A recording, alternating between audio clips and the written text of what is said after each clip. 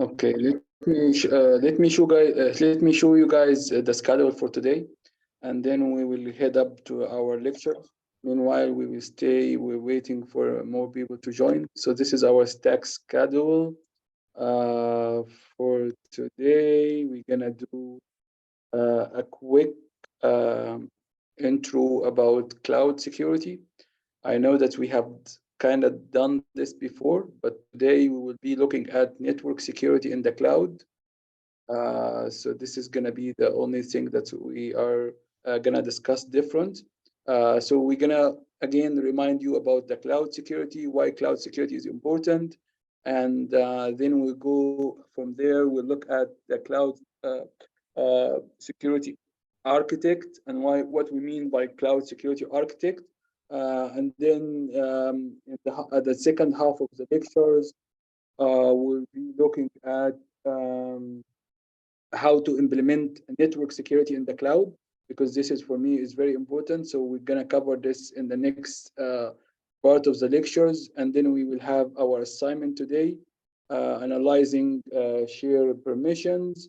And I will give you an option and assignments. If you have your AWS account is up and running now, you can go ahead and use this to create subnets and something called security group. We'll talk about what is subnets and security groups. We'll be talking also about how to implement NACLs. NACLs is basically is access control list in the subnets in the cloud. So this is also back to what we have learned before, that we try to constrain the access to our instance and our subnets in the cloud. So this is going to be the topic that will cover today. And if we go to our website, okay, if we go to Coding Dojo, let's go through the topic for today from here as well. Okay, so you can see here, this is going to be the cloud part. Okay, we talked already about privacy, and let me just move and see attack mitigations. In the attack mitigations, if we scroll down, and here it's going to be talking about uh, application assessments. We have already covered this yesterday. We'll be looking at the cloud assessment over here. So this is the cloud security. What is cloud security all about? This is a quick video about cloud access security broker. We talked about this before. We will talk about the architect today. So this is, we're gonna simplify this inshallah today. We will be talking about also in the second half of the lecture about the threats and vulnerability in the cloud. Okay, and we can really look at the storage in the cloud. So this is all will be covered today, inshallah, in the lecture as much as we can, because again, the cloud computing, guys, is really really huge topic. Okay, we cannot really cover it in one lecture or two lectures. It's gonna take no problem now. So we usually give you guys 4 or 5 minutes for everyone to be able to log in, and then we take the attendance. So what I was trying to say, guys, is the cloud security topic is really huge. We are just here, scratching the surface. But again, it's really important that we spend some times to look at the cloud security, especially before we start our jobs. Why? Because this is where the technology are heading right now. This is where a lot of companies right now investing, not in their infrastructure, they're investing to really utilize the cloud and use the cloud in their corporate environment. Okay, so this is the topic for today from the Slack point of perspective, and from also from our daily schedules. Again, the topic for tomorrow and the day after tomorrow. Okay, I just wanted to emphasize that we don't have an exam on Thursday. We moved the exam to Sunday. So Sunday will be our exam. Okay, I have tried to push it a little bit further to be Monday, but the management said that we are really squeezed on time, so we cannot really push the schedule any further. So our exam is gonna be on Sunday. Okay. Again, the exam timing and questions I'll give you more details about it tomorrow. But for the time being, for the next 2 days, we'll be coming here every day in the morning to have a revision session, and also afternoon we'll be having a revision session and catching up with our missed assignments. So if you guys can see the schedule for the day tomorrow and the day after tomorrow, over here it's gonna be the built exam review and the built exam review. So we'll be gathering in the morning. We will do the review. If you guys have any question, you can come to me and ask these questions in these 2 sessions. Okay, and we will give you a small quizzes that really mimic the exam, which is really close to the exam. And then finally, we will have the exam on Sunday. And by Monday, guys, we'll be starting a new course, which is the ethical hacking course. Okay, this is the schedule for the next few days. But again, tomorrow will be just a review and looking at stuff. And for people who is going for the Black Hat event, okay, they will be excused from the afternoon session. This is only for if you confirm that you are going to the Black Hat event. Okay. So without further ado, let's go ahead. I just wanted all of you guys to raise your hands so Abir can start to take the attendance. I think we already waited enough today. So can you guys raise your hands? Make sure that everyone raised his hands. So this will help Abir. So Nawar, can you raise your hands? Okay, we have everyone. Okay, great. So let's go ahead, guys, and let's really discover or we do a quick recap for what we have, or review for what we have covered yesterday. So yesterday, what we have said, we have already been talking about, the NIST cyber security framework since the start of this program. And we mentioned clearly that the cybersecurity framework is very good starting point to implement cybersecurity program within the organization, because it tells you exactly what you should do and what is the assets is important for the company and how we protect these assets using a very systematic way and very step-by-step guide. So this is a guide for you guys how to implement security within your organization. So this is a very important framework.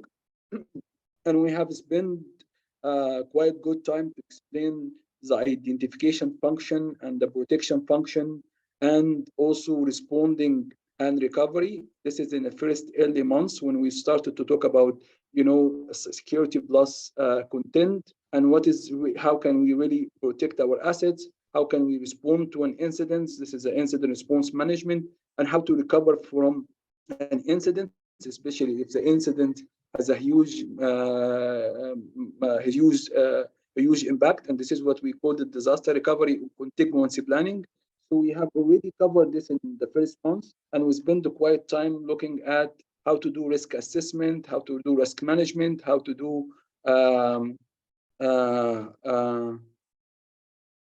risk management, how to do risk assessment, how to look at the supply chain management risk and all the stuff. So we covered most of these topics.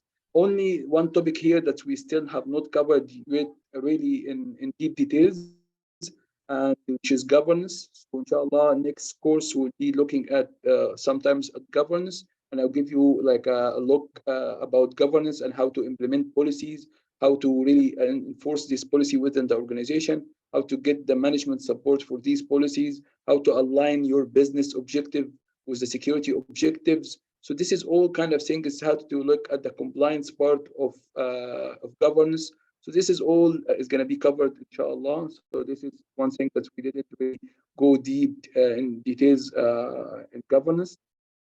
But this is a responsibility that we need to cover before we finish the course. And we looked at here the protection techniques. We mentioned there's so many protection techniques. We have tried to cover most of these protection techniques, whether it is network techniques like IDS, IPSs, firewalls, access list, and extended access list. So all these topics we have covered. We have covered auto operating system controls, how to harden your operating system, how to look the service, the accounts, and the file permissions. Okay. We looked also about the application level, and we looked at the endpoint protection. We looked at different firewall, different antivirus, different malware solutions. So this is all was under the protection. And here, guys, we mentioned that's one of the topics that's really becoming really important right now is to establish identity and access management, which is basically the IAAA and how to implement multi-factor authentication and how to implement security policies and all this stuff. So we have covered this. And we talked about also the access control models, which is IAAA before, which is IAAA is stand for identification, authentication, authorization, and accountability.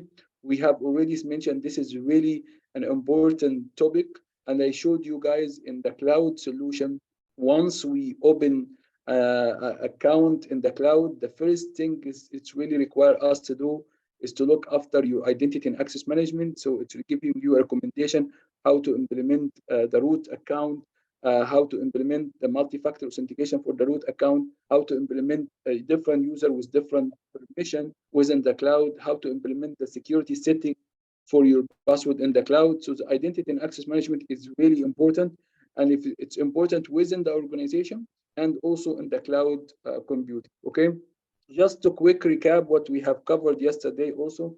We mentioned that yesterday we mentioned a part of the risk management, guys, is basically to look at vulnerabilities, okay, and what vulnerabilities we have in our environment and how can we really find remedies and rectify these vulnerabilities and giving a score for these vulnerabilities.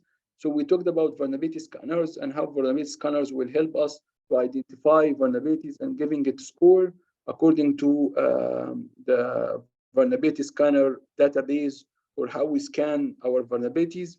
But we mentioned also yesterday how we really have how all these vulnerabilities are coming from. And we talked yesterday, there is some vulnerability coming from misconfiguration, there's some vulnerability coming from bugs, there's some vulnerability coming from using third-party components, some vulnerabilities coming from lack of secure coding practice. And we mentioned in order to really fix this, we really need to go step back and look how our software is developed.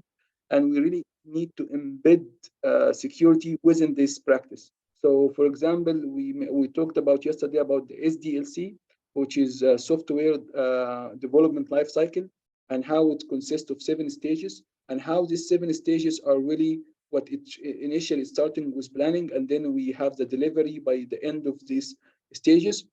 How can we embed security in every single stage? Okay. So we mentioned clearly here, guys, it's very important, very essential to embed security in each and every single stage, from planning and requirements all the way to development. And we mentioned there is also a sort of testing, different kind of testing that we can embed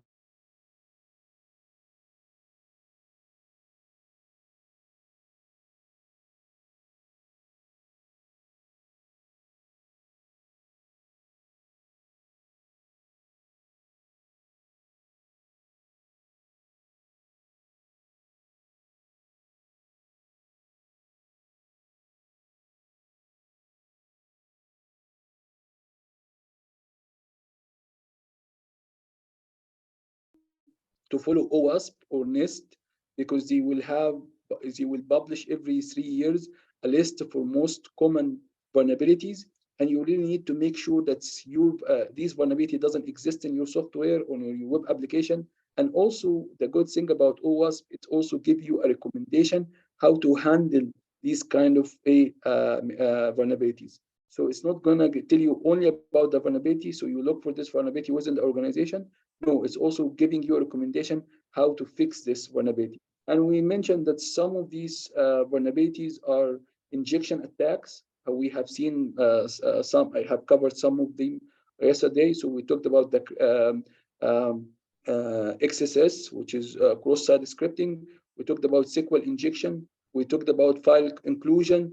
We talked about directory traverse. But there is so many, guys, and the problem is we don't really have the time to really to cover all of this. So I would highly recommend you guys to go back and read about also what really further vulnerability that exists in web application, and what is the definition and how to really mitigate this, because it's going to be very helpful for you guys in the interviews. So this is one thing, and inshallah, when you start to work in a place or something, you will be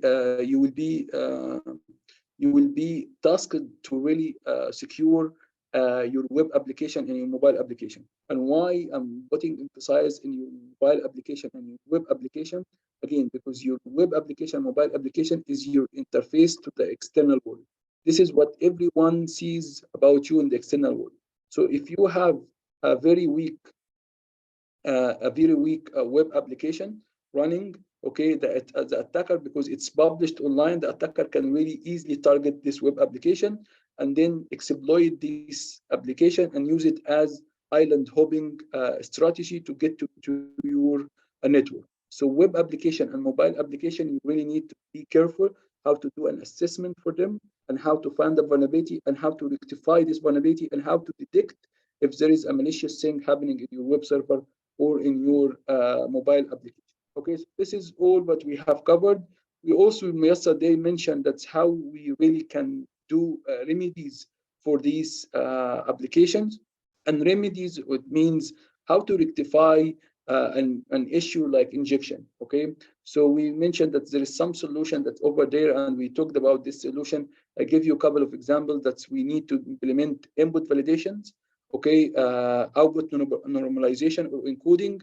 And we mentioned that validation can be done on the client side and also on the server side, but it's more effective to be in the server side. Combined with with input validation, you really need to implement your application to be more resilient. You really need to implement something like parameterized query to really stop the quality, the SQL injection and all the stuff. So this is kind of things that we talked about yesterday. But again, we talked only about this amount of vulnerabilities yesterday, and we talked about this amount of rectification for this kind of attacks. But there is a lot of vulnerability out there. Okay, and I would highly recommend, if you work in an organization, you should be able to understand what kind of application we run within the organization. Okay, and how this can be impacted by the attacker, and if these applications are exposed to external attacks or internal attacks, and what can really be the vulnerability in this application, and then you decide how can you rectify or find remedies in these vulnerabilities. So this is kind of what we have covered yesterday. Okay, is this everyone is clear about what we have covered yesterday? Does it make sense? Okay, Shusaza saying yes. How about the rest, guys? Yes. All things are good. Yeah, okay, perfect. So if we see this is, if you guys and again, I'm highly recommend that you read what we have in the platform, what I have shared with you guys in the lectures. And if you have any thing which you didn't understand, or maybe it's vulnerability which is not clear, come and ask me tomorrow about these vulnerabilities. Okay, and we'll try to answer these all questions. So again, over here, guys, what we're looking at today, we're going to look at new technology that started to emerge in the last, I would say, 15 years. Okay, you didn't really feel it until maybe 10 years, but it's the main drive of this technology is basically the internet. Okay, because before the internet, every single company used to have their own data centers, and they used to have, their equipment inside an isolated island, okay, or isolated. But the internet opened the door for the cybersecurity risk. But what we have seen recently in the last years, that people started to really look into clouds. Okay, why people started to look into cloud? And here's the introduction about what is cloud is. and why we as a organization and a corporate environment, and even sometimes government institution, they are moving to the cloud. So the cloud computing is a model. It's not saying it's technology, because it's not a technology, and I'll explain why it's a model for enabling convenient on-demand network access to shared pool of resources. So basically, we are giving you guys an access to shared resources. Okay, so this is how the shared resources is being shared. Again, what is the main motive behind this? What makes really cloud computing is a thing? Is two factor. Okay, one is virtualization. We talked about virtualization before and what type of virtualization. And in a very simple way, that we have one computer or one hardware, and on top of this hardware, we install a software called the hypervisor, and the hypervisor will allow you to really share the resources here. So you can, instead of just using one operating systems, and this operating system is utilizing less memory and less CPUs, the hypervisor will allow something like timeshare between this. So every virtual machine will be able to access part of the CPU, part of the memory, part of the storage in this computer.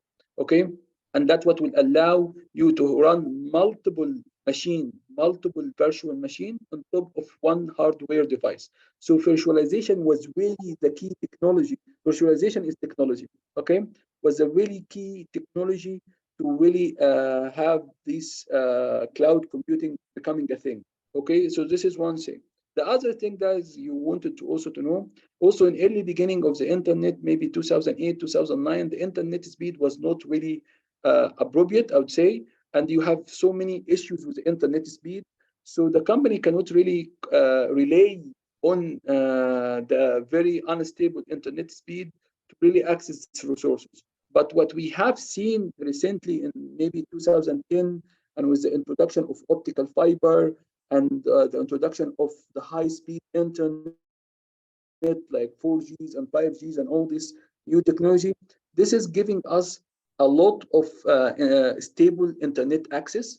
And that's also what really make people think, okay, now with a very stable internet access, with a with the technology of virtualization, we can really share this pool of resources, and will allow people on-demand network access. On-demand means you can use whatever you want. If you wanted one instance right now, you can use one instance. Okay, if you wanted 5, you can have 5. If you wanted to spend 100 instances, you can spend 100 instances in less than 2-3 seconds. Okay, this kind of technology, guys, really beneficial for users and beneficial for businesses. Why? Because we are working in a very competitive environment. So if I wanted really before, I would just give you an example. Let's say I have a factory here, okay, and this factory decided to test a new application. So the developer here, guys, they worked very hard to come up with this new application, and we wanted to test this application. So in order to do this, I mean, back in the days, you really need to get to the operational team or the IT operation and ask them for a servers. If they have the server, that's cool, because we can test right away. If we don't have the servers, we need really to go and purchase servers. And purchasing the servers is, again, we are not making technology here. So purchasing servers mean we place an order. This order will go to the distributor. The distributor will send it to the vendor. The vendor will send the servers. Okay. So in very good scenario, it will take 2 weeks to get these servers. Okay. Especially if you are looking for a specific model, if you are looking for a specific vendor. So it takes around 2 weeks. So 2 weeks just to get the servers here. Okay. In order really to get the servers up and running, you need to install Windows, you need to install updates, you need to place it in the rack, which is in your organization. You really need to connect it to the proper network and all this stuff. It will take 2 days maybe to provision. Okay, so 2 weeks plus 2 days, that's 16 days just before even you can install the application for testing environment. Okay, so this is on-demand thing. It really makes more sense because I wanted to really test an application. I wanted to get the people feedback. I wanted to do this right away because businesses, guys, when you start inshallah to work, you find business, they wanted things yesterday. They will tell you something, but they want it to happen. Okay, so the cloud computing is kind of model that allows them to do this. I wanted to really test a new application. Okay, I can go and with a small spins and clicks on my account in AWS, I will have a server up and running and it's all updated and everything.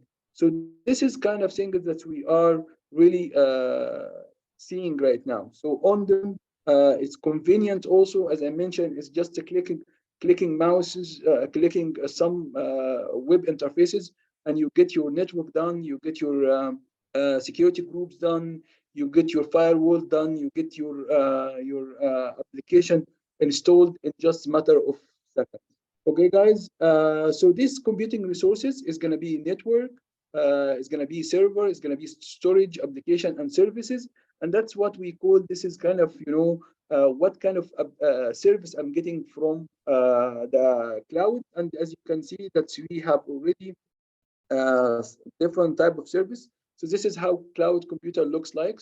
We have users or have a company, they are accessing from the internet, okay, and they access the cloud provider data centers, okay, because we eventually, guys, really we are really accessing the cloud provider data centers, and these data centers is shared a pool of resources, so you can hire storage or you can rent storage, you can rent the entire server, you can rent the entire platform. Okay, so there is so many kind of service, and again there is so many ways to access. Some of them are from the internet, some of them from the company premises itself. So they have special connection to the cloud. We will talk about what kind of connection that will guarantee me some sort of privacy and security if I wanted to establish secure connection between my organization and the cloud, because we cannot just let the data to go back and forth without some sort of security. So we'll talk about this today, inshallah, when we talk about network security. Okay, so what kind of service I'm getting from the cloud? I think we have covered this before, but I just got it because it's important, because this is the introduction for the security as well. You need to know which service your company is looking for from the cloud, and accordingly, we will have to talk about something called shared responsibilities model that will define what is my responsibility as a customer to protect the data, and what is the responsibility of the cloud. Because right now you are keeping your data on the cloud, okay? So who is responsible for Windows update? Who is responsible for encryption? Who is responsible for access control management? Who is responsible for network security? Who is responsible for the application security? Who is responsible for database security? Okay, and then only then, guys, if we define what kind of service we are hiring, we can define who is responsible for what. So this is kind of service that's being offered in the cloud. So kind of, we have infrastructure as a service, we have platform as a service, we have software as a service, and we have something new just started to emerge right now since 2014, 2015. It's called function as a service.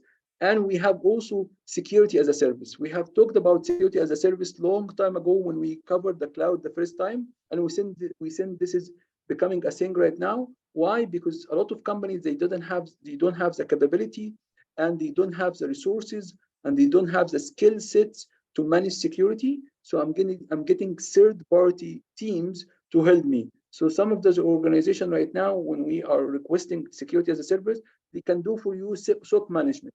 So all your logs go to their SOC teams, and their SOC teams will identify issues and malicious activity, and then they call your incident response team to handle this kind of attacks. So this is what we call it, guys, security as a service. So there is so many services out there, and why we need to know about all the service, because it will help us to understand what is our role to protect the data once the data in the cloud. So here is just a quick overview about all these services. We have the private cloud, and again, the private cloud means that you are having everything in your premises. You don't really, so you build your own cloud. You have your servers, you have your virtualization, you have on top of this virtualization different instance, and you also having a very good connectivity between your client and your data center, that's private cloud. This is exactly what a cloud looks like, but this is private, mean you the only one who have an access to it. So it's not shared pool of resources. Okay, so this is the first time of look.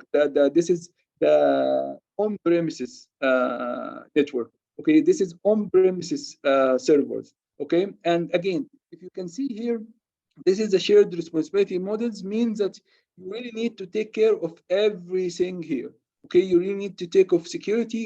I'm talking from the security perspective. You really need to take care of your application security, your user security, your operating system security, your network security, your access and identity management security, everything, encryption and everything. So this is the first model, which is private cloud.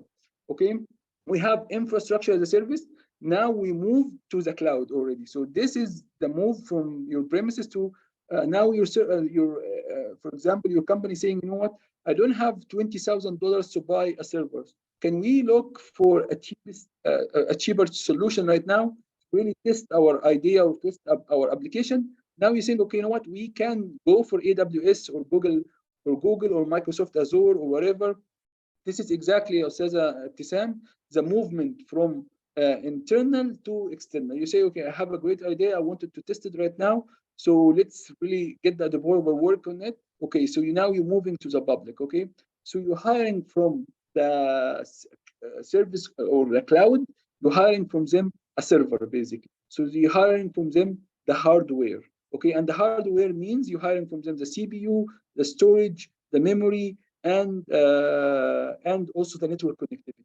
Okay, once they have this done, this is their responsibility to protect. But again, when you decide which operating system, when you decide which runtime you will install, when you decide which application it will run, when you decide which maybe a containers to run, okay, or data to run, here this is all your responsibility. So you need really to protect all the operating system, runtime, application, and functions. And also you need to establish IAM, which is identity and access management, because basically your data now is in the cloud, is in the public, okay? So the first thing you need to do, who is allowed to access this and what kind of permission they have. If you leave this without a proper permission, then everyone will see your data, everyone will be able to access your very private information, and this can be a disaster, okay? So over here, guys, we have the PaaS, which is platform as a service. Here you are really wanted to just have an application and have your data, okay, and let the service provider take care of everything else, okay? So this is virtualization, operating system runtimes. They will give you the environment up and running, and just you need to install maybe your SDKs, okay, or maybe you need to install your development tools and start to write your code and handle the data. So this is also good, okay, because they will handle the operating system security and everything, okay? And we have the function as a service. This is the function of the service. As I mentioned, this is a new concept, okay? And the new concept means I'm gonna only give you the space to run certain containers, and especially it's about containers, okay?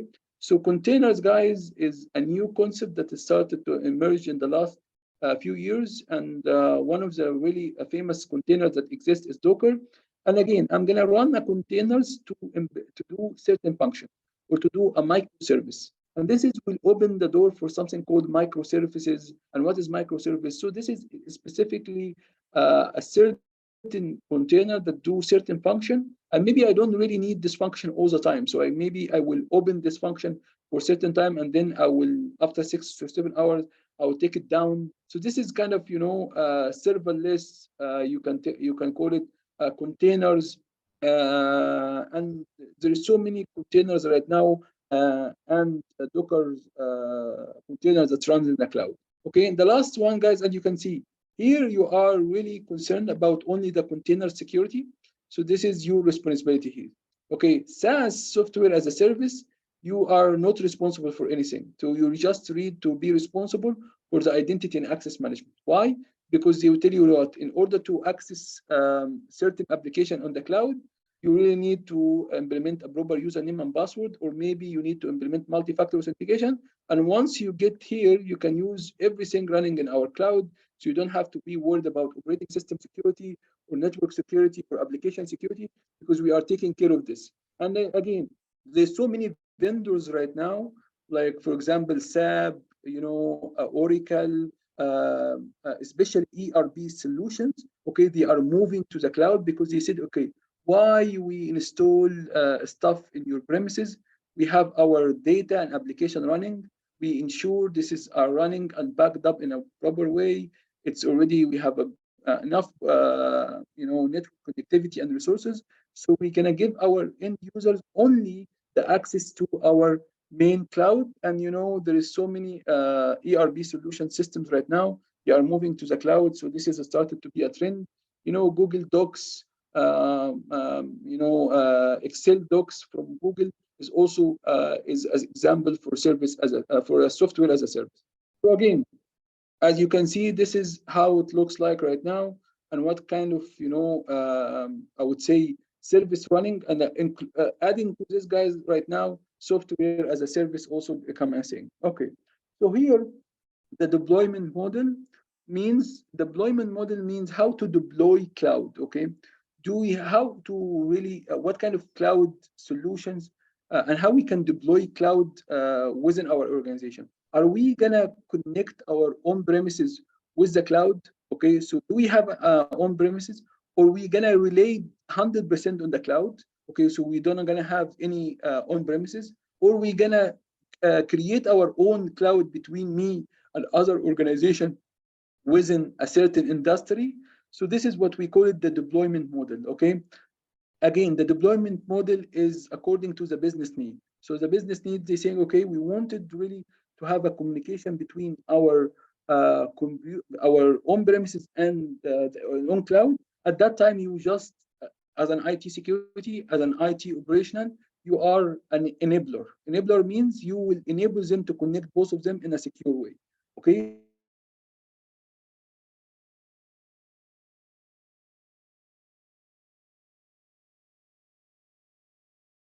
the public cloud means I don't have any infrastructure.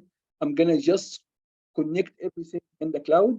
And again, I've seen so many models that companies right now, they don't have really anything in their company when it comes to data center or IT equipment or anything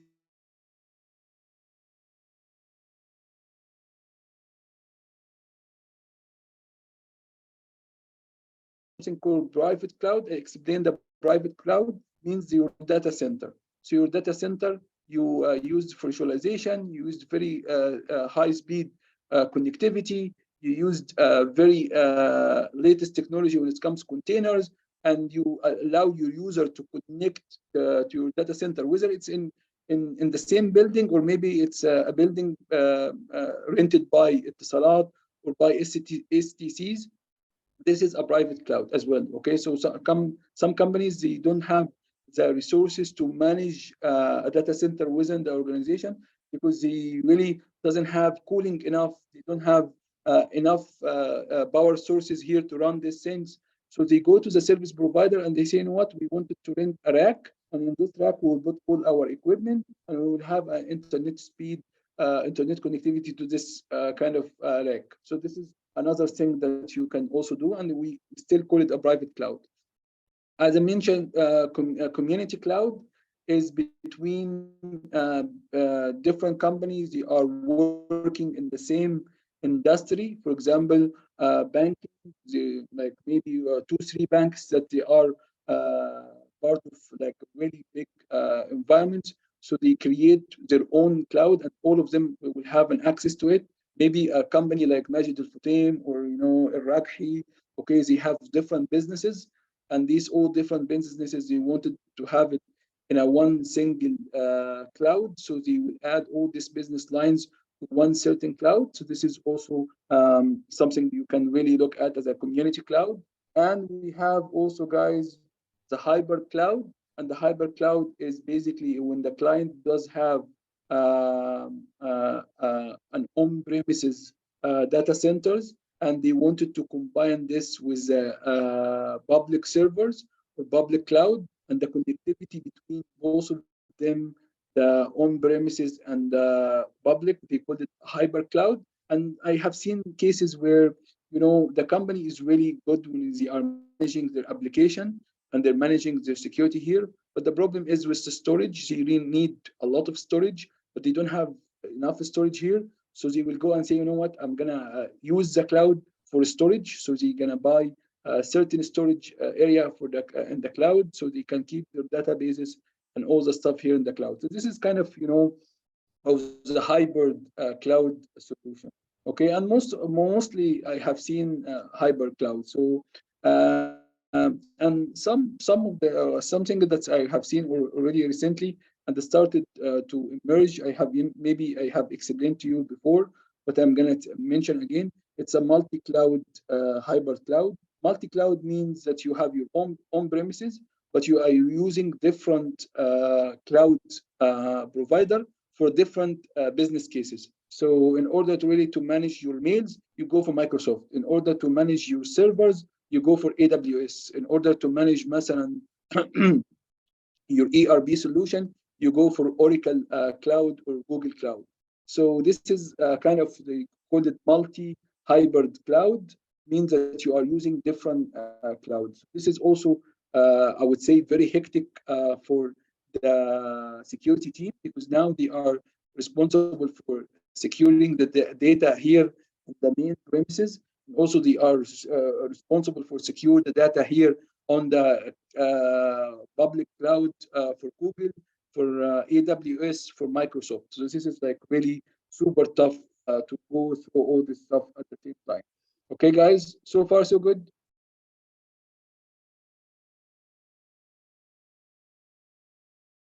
Okay, so this is kind of we have just what we have just mentioned here, guys, is just again we are talking about how to really look at the cloud. The cloud security start with the shared responsibilities again. And if you guys allow me, this is a shared responsibility model for AWS. So AWS is telling you from the day one when you comes to them to work on their cloud, they will tell you right away, you know what, we have something called shared responsibility. You should be aware of that some of the stuff we're going to be taking care of from the security perspective. So the network part from our side we'll be looking at. The virtualization part is we're going to be looking at. Okay, the hardware and the firmware updates we'll be looking at. The storage security, okay, because even the storage, okay, does have security measurements like the backup, the redundancy, the hot side, the disaster recovery side, the multiple regions that the data will replicate on in case of this will be taken care of. But you also, as a customer, and according to the service that you will acquire from us, you will be responsible for stuff. So from day one, it's saying there's something called shared responsibility. The customer will take care of what, and AWS will take care of what.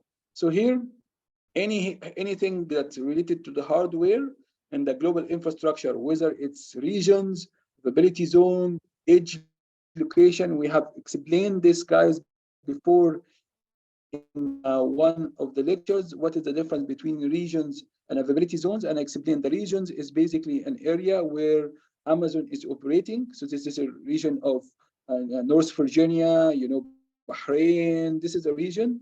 And availability zones is how many data centers they have in these regions and how redundant these data centers. So you can see in Dubai they do have, for example, 2 availability zones. In Bahrain they have 2 availability zones. That means they do have 2 at least, and that's why you can see West Virginia A and B availability zone and availability zones, and also edge locations. We have talked about this. And the software, we were looking at the computing, we're looking at the storage, we're looking at the database and networking. But you as a customers, okay, you really need to take care of the authentication. Authentication means the identity and access management. So this is the first thing that's highlighting here. The client-side data encryption and data integrity and authentication. So this is basically the combination of confidentiality, integrity, and availability. But we just move the availability here because the availability is coming from AWS. But here you really need to look at the authenticity or authentication and non-repudiation.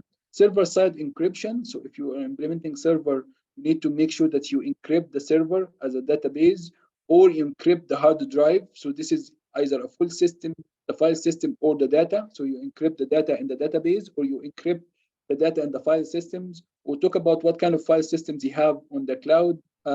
We also need to look at the networking, because we're not gonna really tell who need to access. You really need to implement something called security groups to really tell who is accessing this server on board. So we today, inshallah, I will try to explain networking here in the cloud as much as I can. It's a very big topic. It takes maybe 2 to 3 hours to just cover the networking part, but we'll try to squeeze it as much as we can, and we start to understand all the aspect of network in the cloud, and how can we implement network security on the cloud. So also operating system, networking, firewall configuration. Once you're done with the network, you need to look at the firewall configuration. Are you going to do a firewall per instance, or the firewall for the whole subnet? And we'll talk about what is the subnet is, or we need to have an application firewall. So inshallah, I promise you guys, maybe tomorrow or the day after tomorrow, we'll be looking at the firewall in AWS, which is the application firewall. We'll see how to configure it. It's easy. You need to set the policy, you need to configure it, and it will be up and running. You need also to implement platform application identity and access management. We talked about this. Who is the user who access and what kind of permission they have? So authentication and permission and accountability, okay, is very important. We have already taken one full lectures about how to implement the identity and access management in the cloud. We have seen that how we create users, how can we assign user to a group, and how this group is being given a permission according to the policy that's set by AWS. And then how can we really set the setting for these users from the password perspective, and how to enable, for example, the multi-factor authentication for this user. So this was part that we have already covered. And then lastly, the customer data. If you have a web server, if you have a database, how to place this database. I'm going to place it in a private network or in a public network. What kind of permission or security that we will use to really access this database. So this is we'll be discussing. If we have time, really, guys, I'll try to really cover as much as I can in cloud, because again, I feel how important is cloud is from what the movement in the market right now.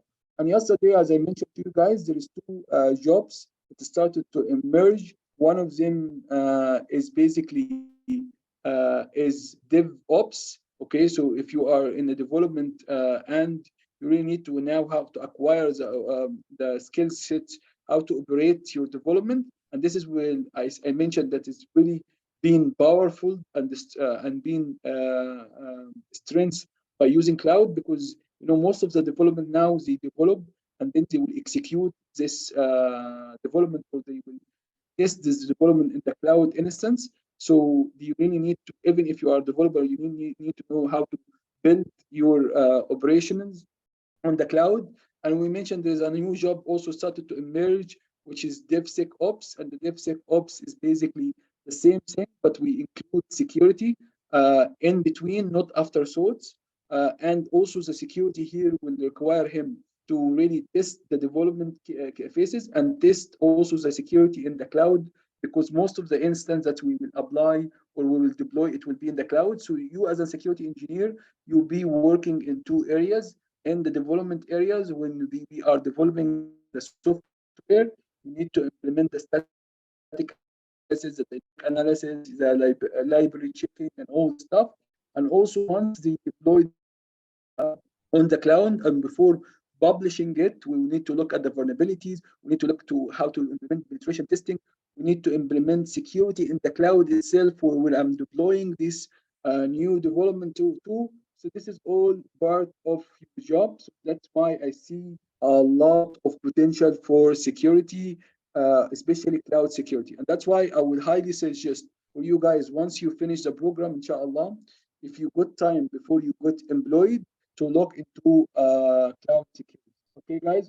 So this is basically the difference between both of them, and how it's important to look at the shared responsibility model.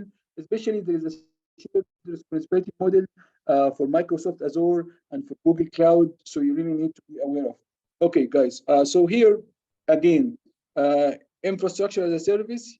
You need to look at the client side data. You need to look at the server side encryption, network traffic protection, network firewall configuration, platform application management, and also this is customer data. So this is basically, this is all the models that exist from AWS, and you can see the customer responsibilities here are more in the left-hand side. So if you're getting an instance like EC2, you will need to look at all the stuff, including the operating system.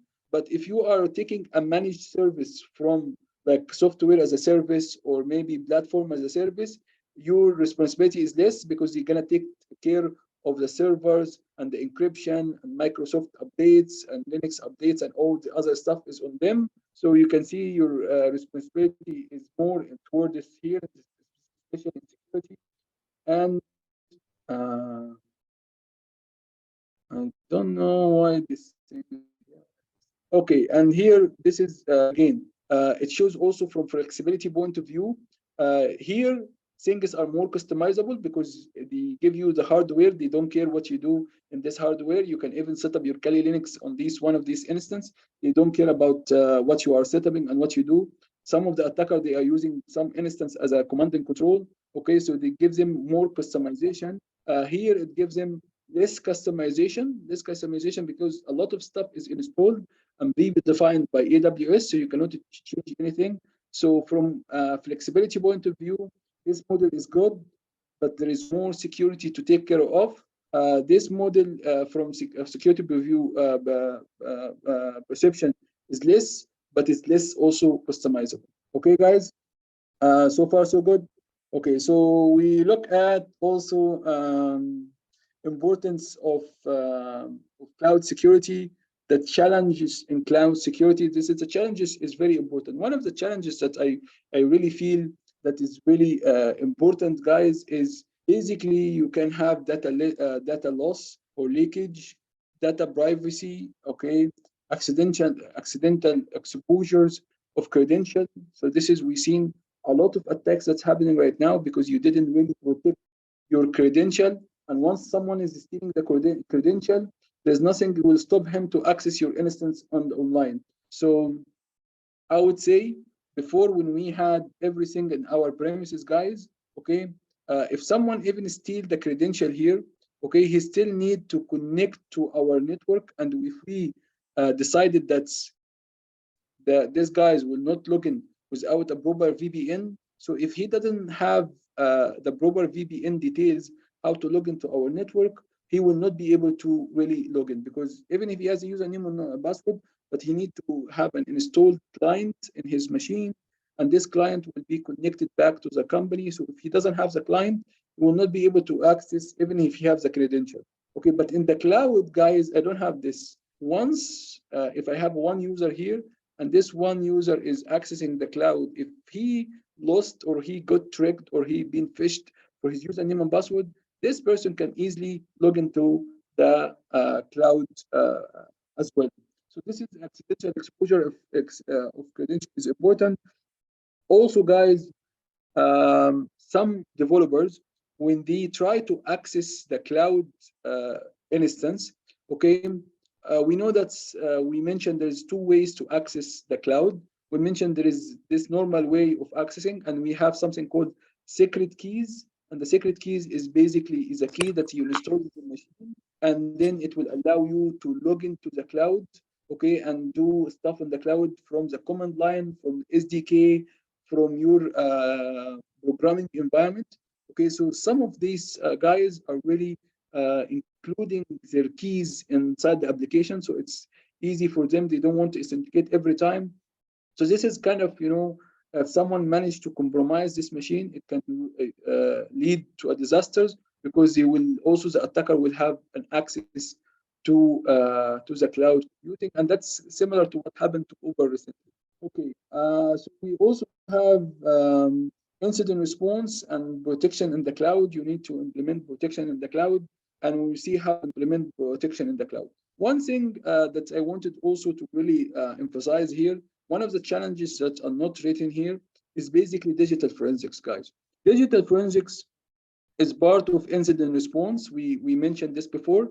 The going sometimes hand to hand, especially if you already figure out that this incident is kind of a crime and you really need to investigate. Why I think the digital forensics is really a challenging in the cloud, because digital forensics is all about extracting evidence and do this evidence and copy a data and make sure that you dump the memory and make sure you do this all the forensics stuff that we mentioned before. Okay, but your data now and your server and all this stuff in the cloud, how would we dump the memory? Okay, how we take for example hard drive from here and do a duplicate image for this hard drive? Okay, how can we really, especially this is a virtual environment where the hard drive is shared between multiple users or multiple tenants. Okay, so if you got the hard drive here and you try to really do an image, it will not only get the information for your organization, get also the information from other organizations. So this is going to be a challenging to really do digital forensics in the cloud. Why? Because there is virtualization, first of all.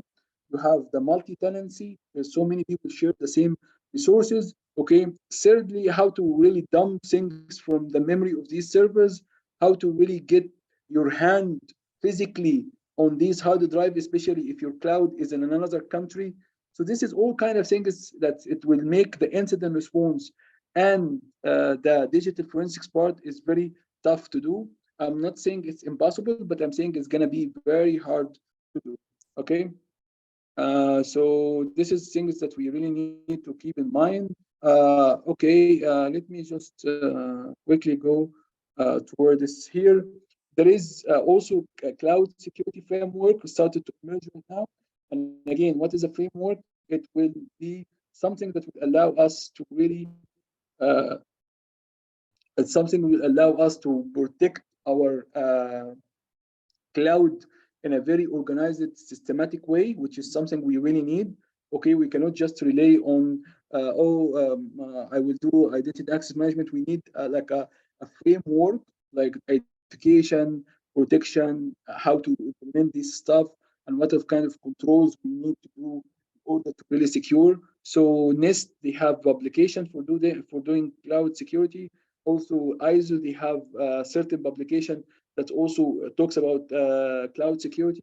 And we have the Cloud Security Alliance, CSA, that give you recommendation how to really secure your data within the cloud. Okay, guys?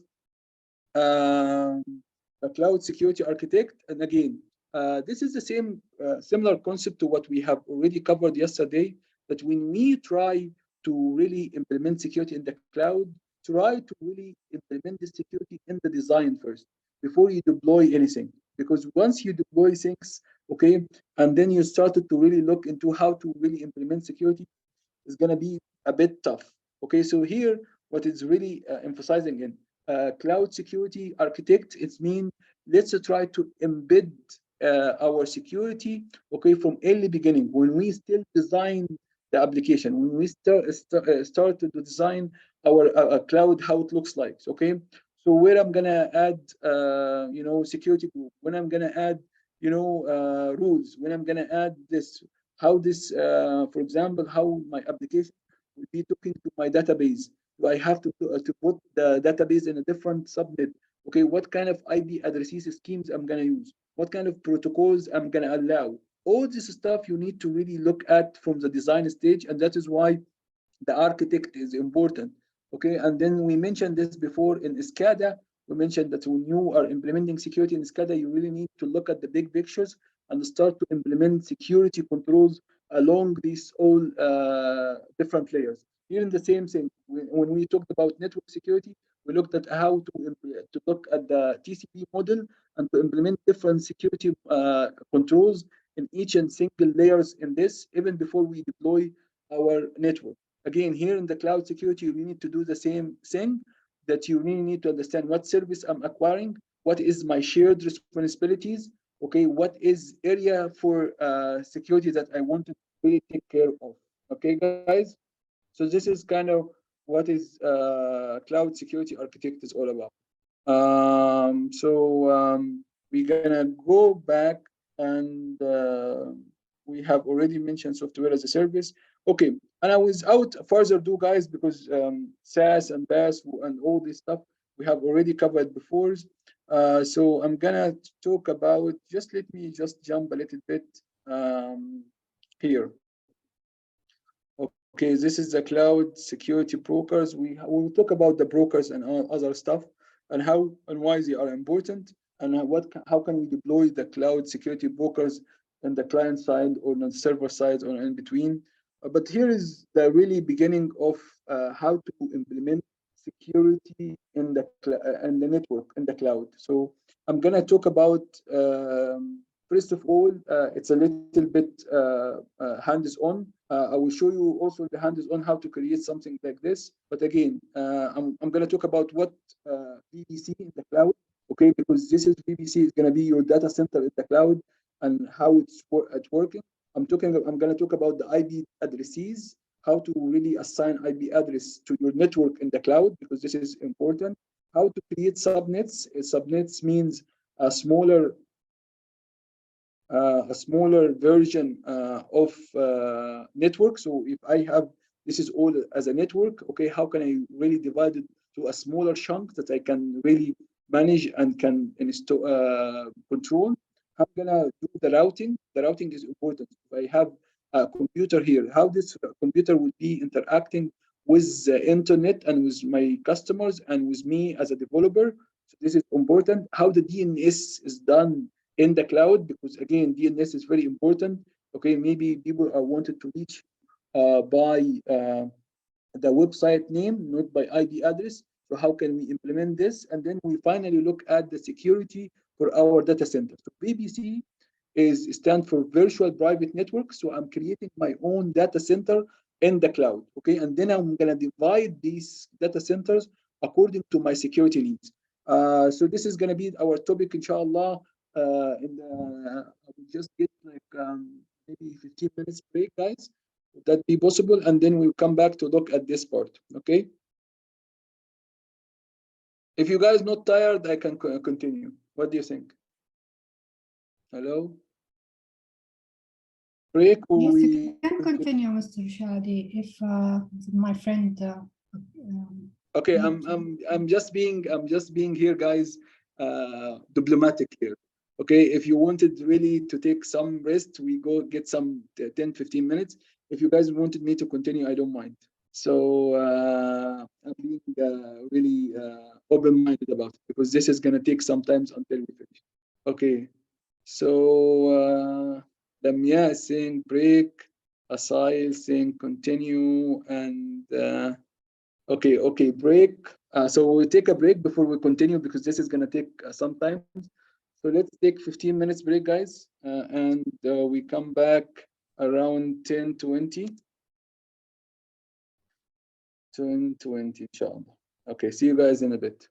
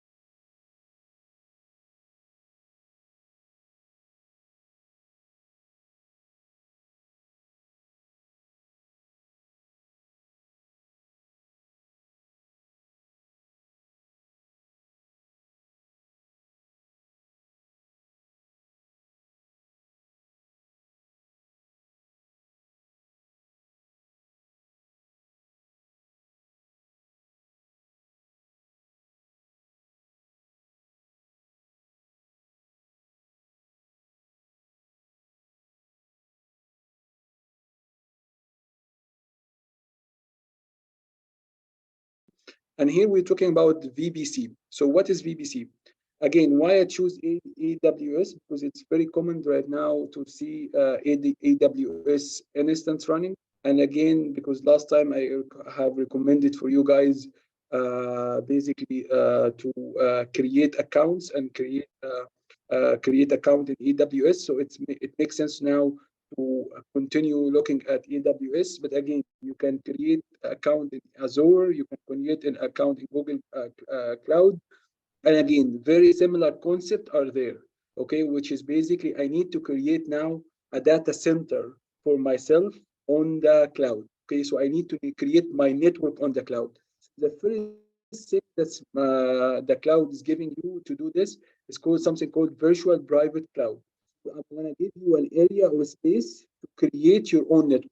And this area or space is going to use layer 3 IP address and layer 2, okay, to communicate and to do operation on the cloud. So this is your area in the cloud. So this is your data center in the cloud.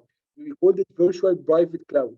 I'm going to give you an area where you can deploy your instance, where you can create subnets, you can create small networks and exchange data and all the stuff. So why I'm asking, why I'm talking to you about VPC?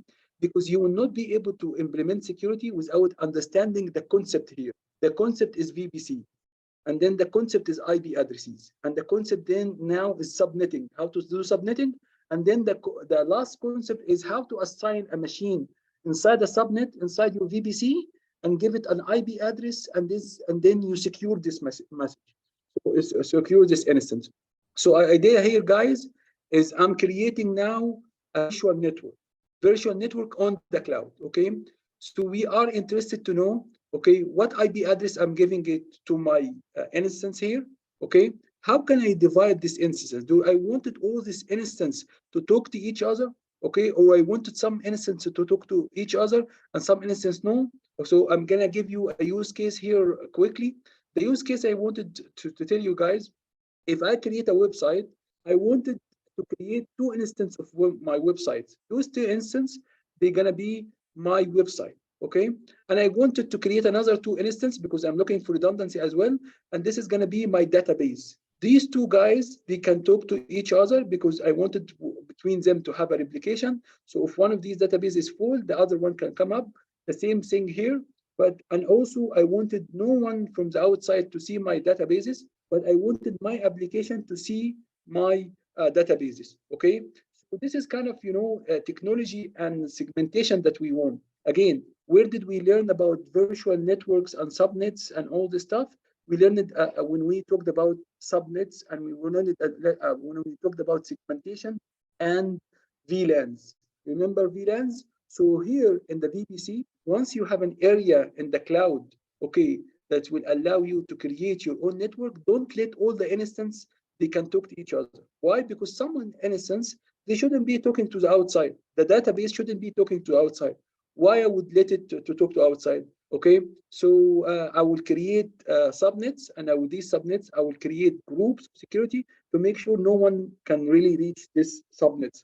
So the idea here is similar to something we studied before. It's called VLANs. Okay.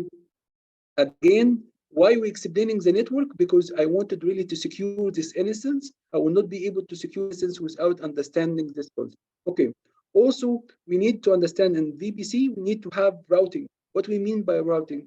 Routing means that, okay, I have a web server here. Okay. How this web server will be talking to the outside world. Okay. What do I really need to implement in order for the server to be accessible from everywhere in the world so I can talk? Because again, VPC, as you can see, it's a private. Private means no one will see it, okay, until you really determine that someone can see it. Okay, how can someone see it? If you said, okay, this instance need to talk to the external world side, so I need to add something like a router. Okay, so this router will allow the instance here, the guys, to look at the outside and this the traffic coming from outside to reach my instance. So I need like something called gateway or a router. So this is again important. Also the DNS in VPC. Okay, what is DNS functionality? DNS functionality can really translate between the IP addresses, okay, to a name. Why? Because I'm relying on names. Sometimes I wanted to specify the communication between this instance and this instance. I can do it by name. Why would I do it by IP address? Okay. So IP addresses, guys, and DNS and the routers and everything is also designed here. And the last thing we will look at something called security. So we'll look at the security when it comes to every single instance here, how to implement security here. Security from network perspective. Who can talk to this instance? Okay, so security here from network perspective. And we'll talk also about if we created different subnets, if we created different VLANs, how can we secure the traffic on the VLAN side? Okay, guys, so this is going to be the topic that we're going to cover now. So VPC, again, it's your data, your network on the cloud. By default, this network is isolated, and you can decide how you can connect it to the internet or not. Okay, so this is the first thing. So let's go and first of all, and look at something called IP addresses. How can we assign IP addresses here in the cloud? In the cloud, guys, they tell you we have 3 ranges of IP addresses because we're gonna give you a range from something called special publication RFC. And RFC, guys, there is something called private IP addresses. Private IP addresses means you will get a range of IP addresses that can be used only within the cloud or within your VPC, but it's not gonna be routable to outside. Okay, so this is gonna be the range of 10, okay, the range of 172, okay, and the range of 192. These are, guys, we called it the private IP addresses. We have covered this in the network long time ago when we started to talk about network. And if you guys remember, in the early beginning of this course, we talked about a little bit about network, and we mentioned there is something called public addresses, and the public address is what will allow you to communicate with the external world. And we have something called private. This is what we can use within our network. Okay, big example for this, if you guys never seen it before, if you go to CMD right now, okay, and hit IB, okay, sorry, and hit IB config, if it allow me to write IB config, okay, so IB config, okay, if you can see, guys, I'm sorry, this is some messy here, but you can see I have an IP address here is 192.168.143, and then I have also my router gateway. Okay, these are my private IP address. Where's my public IP address that allow me to communicate with you guys now and see me in Zoom? This is you can get from here. Okay, if you come here and say my IP address and hit enter, the first thing that you see here, this is my IP address. What happened between your private IP address and public IP address? Your router doing something called NATing, network access translation. Okay, and the network access translation, it will take your private IP address, it will turn it to something public, and it will send it outside. So now we need to do the similar thing here as well when we are doing our VPC. But again, why I brought all this topic to explain is basically because I wanted you guys, when you go to your AWS, you will find only 3 ranges available. These are the private ranges. This is your own network, okay? This is not routable in the internet, okay? And they give you these 3 ranges. Again, what else I wanted to really talk about in this area is subnets. Okay, subnets, as I mentioned before, guys, subnet is really a segmentation for your network. Okay, you don't want all your servers in one place. Okay, so we wanted to really to divide this to different subnets. Okay, how can we do this? Just let me give you an example quickly here. Let me clear whatever we have here. Okay, first of all, before we go to the subnets, I explain what is the IP address. We can see here, guys, availability zone again, okay, is merging up. What is availability zone again? Again, we have data centers that in the same region, okay? I wanted these data centers, guys, to be utilized. Why? Because I wanted to have a full availability. The full availability means if I put all my instance here, the 4 instance here, that the one that I was telling you guys about, the 2 web servers, the 2 database servers, and something happened to this specifically availability zone, I lost all my connectivity. I lost all my data, okay, which is something really bad, right? And again, availability zones means I will have different data centers from AWS, and these different ADWS, they have different power supply, they have different network connectivity, they have different availabilities, okay? So both of them are really connected together, okay? And if something happened to one data center, so let's say that's a flood or a hurricane, they are hitting one availability zone, at least I have another availability zone is up and running, and now my data is still here. So this is giving me high availability, okay? Again, what is CIDR block, okay? Because this is also we need to understand. So we understand the range 172.31, where it's coming from. What is really this CIDR? The CIDR, it allow me to really divide my big network to a smaller network. So what did that mean? What that mean? Okay, so if you guys look at the IP address, okay, if you guys to look at the IP address is divided to two parts. 172, okay, 172.16, okay, and the rest is 0.0, okay, right? So the first part here over here, with this specifically prefix 16, means this is all network, okay, and this is all clients. So the first two parts is specifying the network, and the last part is specifying the client. What that mean again? Okay, in our internet, guys, if I wanted really to talk to someone, if I wanted really to specify which network I should send the traffic to, and which specific computer within this network I need to talk to. So here we have our IP address consists of two areas. One area we call it, guys, the network part, and one area is for this specific host. Why? Because if I wanted to send you an email right now, okay, I really need to tell which area in Saudi Arabia you are living, and again, which street specifically and which apartment specifically to get this message to you. Again, here the same thing in the network. In order to send data between different type of networks, I need to specify something called the network part and the host part. Okay, so as you can see here, dash 16 means I have this network will allow me to 16 bits of hosts. Okay, you know, 16 bits of hosts, guys, is around 65,000. Okay, hosts. Okay, do I have 65,000 hosts in one network? Okay, well, it depends. You are a big company. You are really having 65,000 different machines in one network. Okay, no. Okay, most of the time, no. And even if you have, I wouldn't really recommend you to put all the 65,000 hosts in the one network, because there will be a lot of broadcasting, a lot of issue, and a lot of issues to come security. Okay, so what is how to solve this? So how to solve this, guys? We come up with an idea called segmentation. So segmentation of network, we're creating something called subnetwork.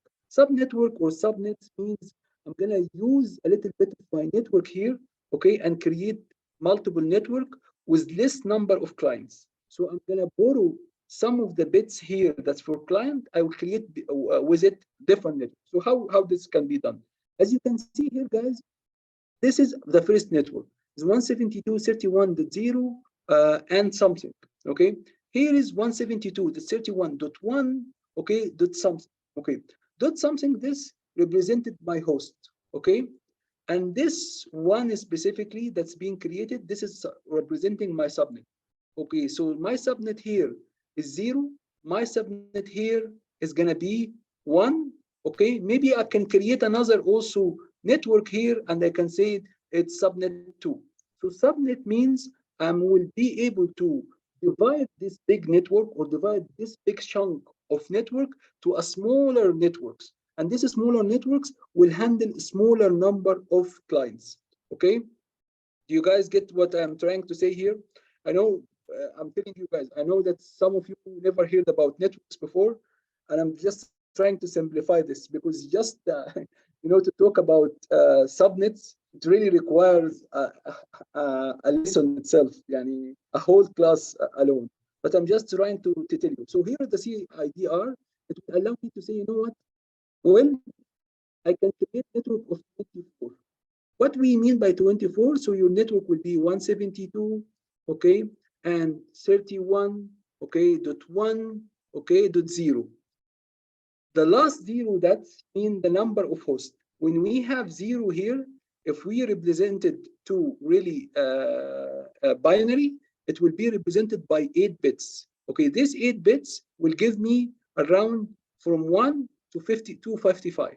Okay, so I will have in this network, which is called network 1 to 25 to 255. This is around from 0. Okay, this is around 256 hosts. Okay, but 256 we cannot use 0 as a host. You never seen any computer with 0, because this is what we call it sometimes network ID. And the 255 IP address is made for broadcast. So we actually have 254 hosts. So I can have in this network, which is network 1, okay, up to 254 hosts, different hosts, which is, I think, is more than enough to have in one network, okay? Especially even if you are working with a big organization, you will not put more than this in one network. Okay, so just I'm explaining to you what is CIDR block and what is subnets. Okay, VPC have a limitation, which is mean you cannot create more than 20 subnet within a VPC. If you need more than this number of subnets, yani you created 20 network like this inside your VPC. So see how much flexibility we have, and each one of these network does have 256. That means we are talking roughly about thousands of machines within the VPC. But it's a recommendation saying, okay, if you have more than 20, we recommend you to create another VPC. Okay, but what if I wanted these two VPC to talk to each other? We can do something called VPC pairing, and this VPC pairing will allow these two new VPC to talk to each other. So don't worry about the number, but I'm just giving you the limitation here is 20 subnets. I can create 20 different subnets in the same VPC. Again, what is VPC? Is my network inside the cloud. Okay, just give you another thing also to know about this before we go ahead. So everyone is clear about what we're doing right now here, guys? Okay.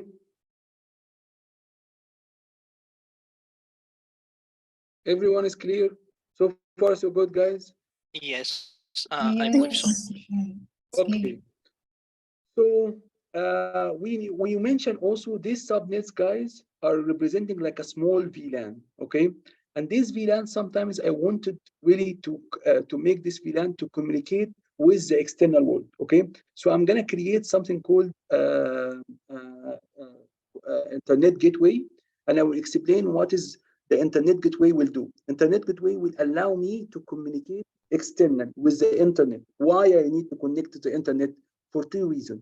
For a specific reason from my end, I wanted really to maybe get some updates to allow my developer to access this from the SDK or from their command line. So I really need to get them to be connected to the internet. So this is from internal point of view.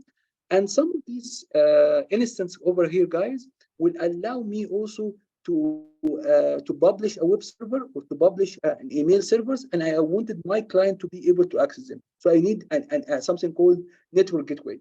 Again, how this network gateway, where is this network gateway coming from as an idea? Let's say that you have guys at home.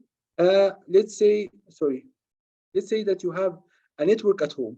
Okay, network at home, you get like a basic switch. And this switch, you are connecting all your network to it. So what happens is you will be able to communicate with all these devices within your network. Why?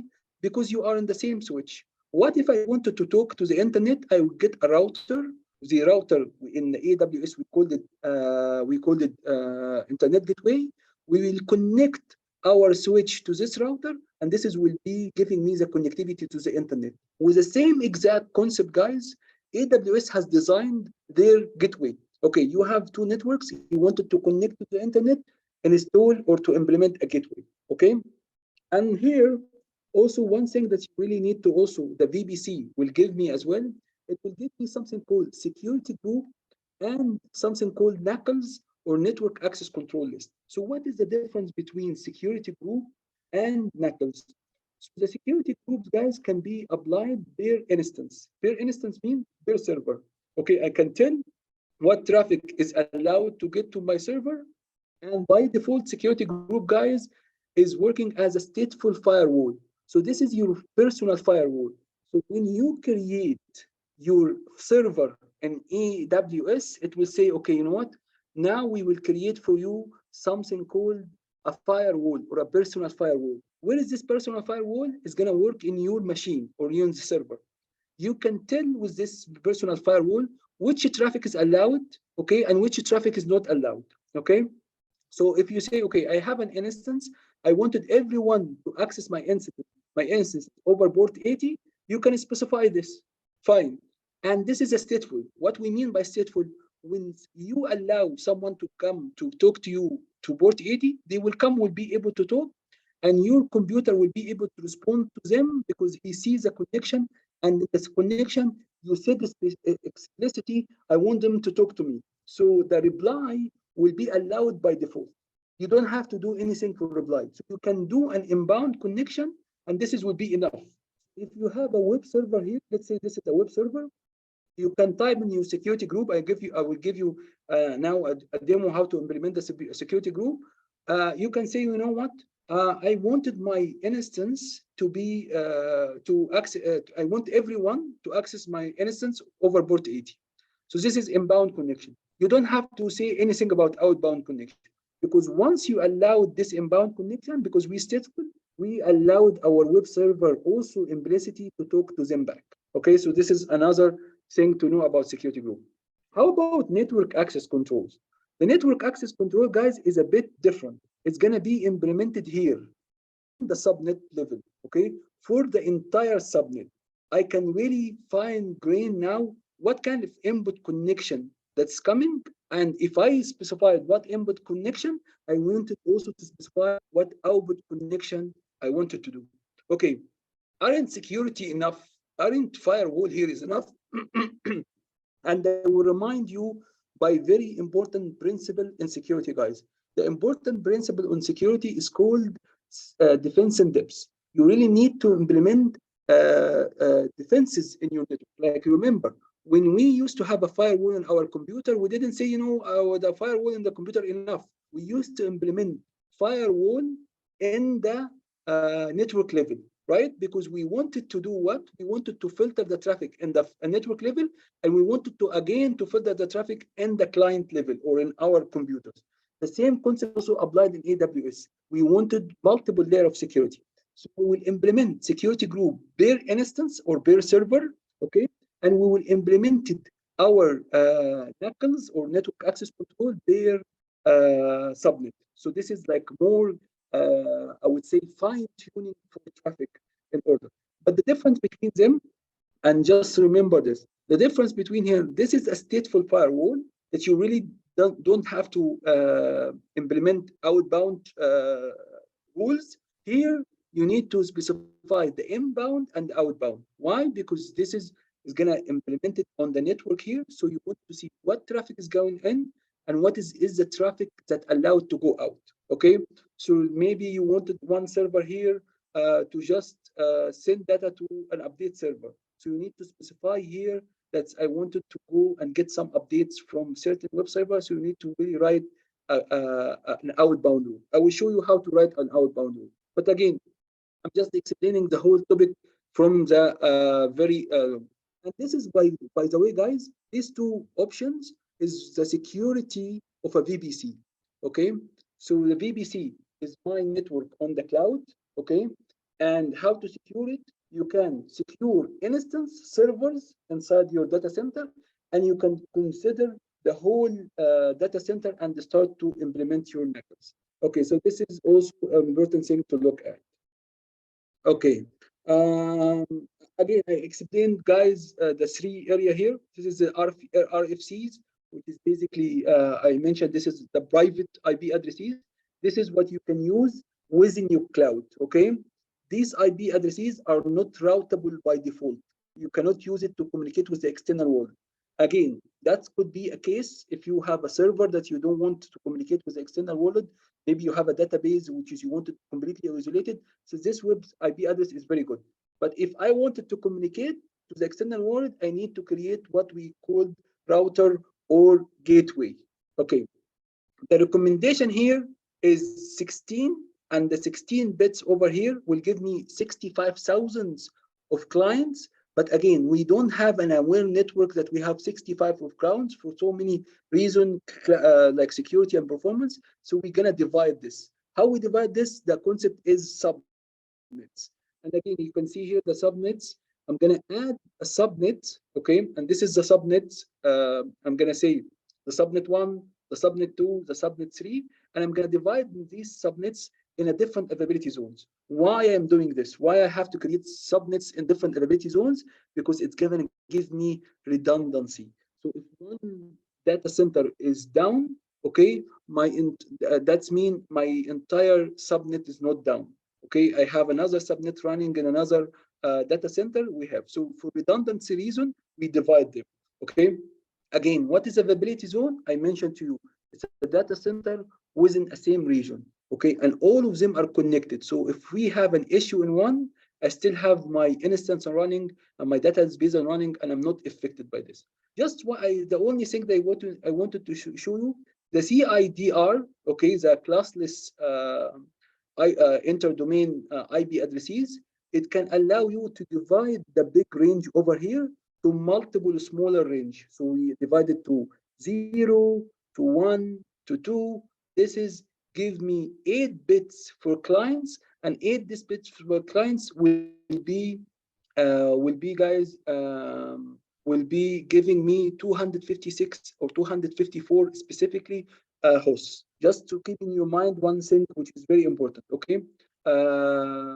Why I have created a smaller chunk? Because big chunk will cause a lot of troubles when it comes to broadcasting and security.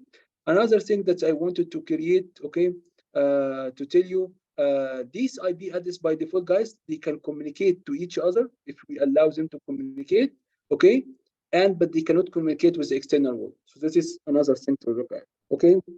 Another thing to look at in AWS, guys, we also allow something called IP version 6, okay, CIDR. So if you wanted your instance to have an IP version 6, beside the IP version 4, you can check a box and your instance now will be accessible by IP version 4 and IP version 6. Why? Because again, IP version 6 is we have more bits, and this more bits means more clients, and it's more secure than IP version 4. So if your company required you to create an instance, and this instance will have 2 IP addresses, okay, you can tell. Even like right now, Windows and my Windows are giving me IP version 6 by default. So if I said CMD, if I said enter, I said IP config. Sorry, I don't know why it's complaining. Okay, if you can see, guys, see my IP version 6, okay, is already assigned to me. AWS, they are giving you the same thing. Who is giving you this IP version 6? Because I didn't assign it. There is a DHCP option. DHCP means, I told you this is gonna be here in the VPC over here. This is a VPSD or network. So they create a DHCP by default, and they create a DHCP for each one of these instances or one of these subnets. Once you said this server work in this subnet, they will assign you IP address within the range. So how this works, again, because this is important also to understand how the IP address works. So when you create, for example, a new computer over here, it will look to something called DHCP. What is DHCP?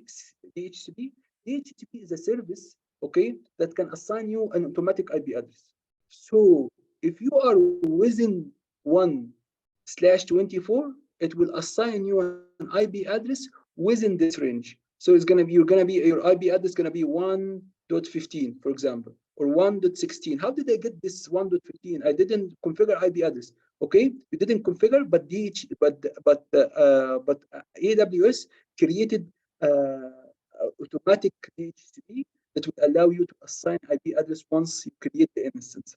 Okay, guys, so this is important. So if I'm creating the instance right now, and I said this instance is part of this VPC, is part of this subnet, okay, you will get an IP address related to this subnet right away. So don't worry about it, and I will show you how to do this. So we have already explained this. Routing in your VPC. Okay, what we mean by routing, how to route to the internet. When you creating your VPC, you will find by default, guys, if you can see over here, I don't know if you can see. So every VPC will have something called routable table, and the routable table here, it will tell you which route tables are enabled by default. So by default, guys, once you created the VPC, I told you this is going to be your network over here. And by default, anyone within your network, okay, will be able to communicate because this is your network, okay? So anyone here will be able to communicate to each other by default. And this is what we call the router over here, okay? And what exists over here, guys, it means that even if your instance here, or even if your server here has IP version 6, they will still be able to communicate. Okay, so this is the default. By the way, guys, these default routes you cannot delete. It's by default. Once you create your VPC, you will find this route tables. Okay, what if I wanted to create a new route? I wanted to say that this machine or this VPC need to communicate with the external world. I need, in this case, to really create a new route table. Okay, again, what is route table as a word coming from? The route table as a word coming from, it's saying if I have a router, okay, how this router really communicate to the external world, okay? How this router will be able to see if a machine here within the network wanted to really to talk to the internet. Each router, guys, it saves something in the memory called the route table. The route table is saying, okay, if someone asked about this IP address, forward it to this way. If someone is asking about this IP address, forward to this way. This is what we call it route table. Route table is the way that routers really, if it's, I'm just going to give you an example quickly. So I have a router here, okay, and I have, this is the service provider, okay. This is where you get your internet from. So for example, STC, this is your router at home, okay, and you decided to visit Google. What happened is your router will get this request. And because the router, they know this is a request is meant for the internet, and I will explain how they do this. They know that they're requesting something in the internet. They will send the request to the service provider from STC, and STC will know how to route the data all the way until it reached to Google.com. So we really need to this route table in order to communicate and do routing. So what kind of routes I will add right now to be able to communicate to the internet? I wanted to show you guys. So here, I'm gonna allow now this route. So this first route over here, okay, it's called local. That will allow you, if you have different machines, to communicate to each other. What if I wanted these machines to communicate to the internet? I need to add to them something called gateway, the router, okay? And I need to say in the route table of my VPC, anyone ask for anything that is not here, okay, send him to the router gateway or to the internet gateway. Okay, so again, what we are doing, trying to do right now, this is what allow my instance here, if I open a browser to access the internet, usually there will be no internet. Why? Because the internet gateway are not there, okay? So here I'm adding, sorry, the internet gateway is here, but I really need to add this route to be able to route this internet, so the data to the internet. So I'm gonna say, okay, anything, okay, with any class or with any prefix, okay, need to talk to something away from my 172, send it to the internet gateway. So if you are trying to reach google.com, google.com is 51. The first route will not be applicable. The second route, 51, is matching because 0000 means match anything. And send this matching to your internet gateway. It will be sent here and then it will be sent to the internet. Okay, guys? We understand what's happening. And this is exactly what happened at our home, by the way. This is what I'm trying to explain right now is this is exactly what happened in your home. In your home right now, there is something called routes. And this route saying, you know what, if you wanted to access the internet, send everything to your internet router. How this route is written? Here, it's over here. If you can guys see, okay, you can see that anything that I wanted to send, I really need to send it to my default gateway. And the default gateway is here. If you say, I think it's IB route, route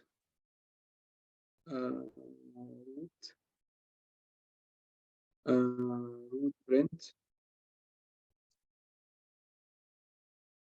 Okay, you can see in my root print now, if I wanted to talk to external wallet, I really need to talk, see, look at this, guys. If you wanted to talk to 000, yani any traffic that it doesn't exist in my network, go and talk to my gateway. Now, if you are trying to access google.com and google.com will be matched with 000, it will send the traffic to your gateway, and the gateway later on will send the traffic to the service provider. You don't believe that this will happen? I will show you something. If you type what the command to route,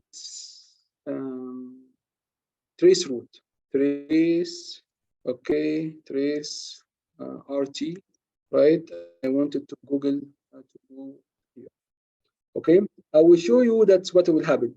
All the traffic now, because 8.8.8 it's something external, it will send every traffic to 8.1, and then 8.1 will send all the traffic by Vodafone, which is I'm using as a service provider, and then the Vodafone will send it to Egypt Telecom, which is basically the biggest service provider in Egypt, and then finally it reaches the internet, it will go to the internet.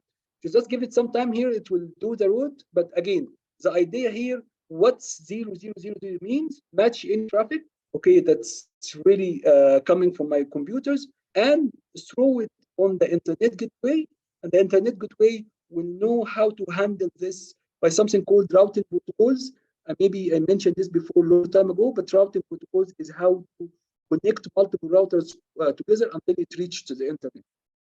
Okay, guys, so far so good. It's okay. You tell me that it's really you don't understand again, and I will slow down. I'm just trying to explain the concept. So the concept is I'm building network on the cloud. Okay, I'm building network on the cloud. I need to really first of all to choose the segments of this network, to choose the IP address first. So you can choose IP address of 10. You can choose the IP address of 172. And by the way, guys, the good thing about the exercise today, it's free. You can do all these things for free. You don't have to pay anything to create VPC. Even if you create 10 VPCs, it's all free. Okay, so I'm building 10 networks there, 10 virtual networks. Okay, in this virtual networks, I will specify what IP addresses I will use in my virtual networks. Okay, and then once I have a range of IP address, I can create smaller segments, which is going to be my subnets. Subnets is a smaller segment of this big segment. Why? Because I don't really want it to use all these clients. Okay, once I created this small subnets, okay, I wanted this subnets to be able to communicate to the internet. And again, how to do this is the route table. Okay, if I show you guys here now, maybe it's done. Okay, look at this. Here is this specifically IP address. This IP address over here, I know it belongs to Vodafone. Okay, if I copied this IP address and I went to a website called DNS Tools, where is it? This one. Yeah, here. I'm not sure. Okay, so if I go here, guys, for example, and I will go and say, you know what, I wanted really, okay, to find out who is the service provider here. So I'm gonna do whois search, okay, about this IP address, and I will hit go, okay, and it will, you know, saying what I wanted to really do. Have no idea what it's asking me to do, but I'm just guessing.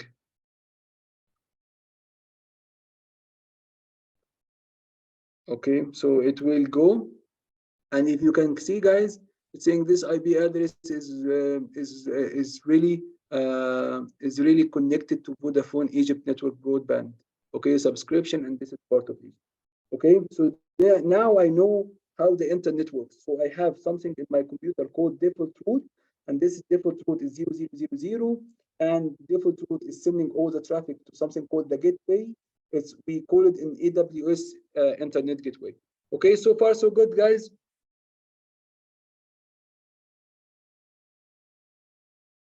Hello, hello, guys. Okay.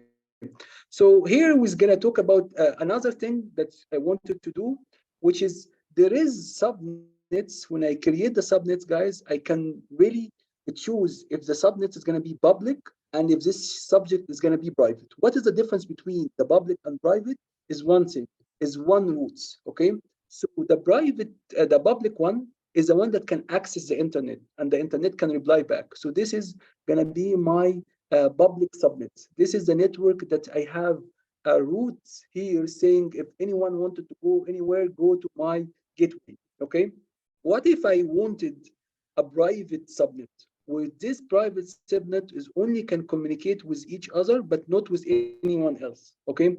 Why I wanted to do this? Because sometimes I really have a very important servers. I don't want the servers to be exposed to the internet. Okay. If I wanted my servers not to be exposed to the internet at all, I will remove this routes. This is what will create what we call it private network.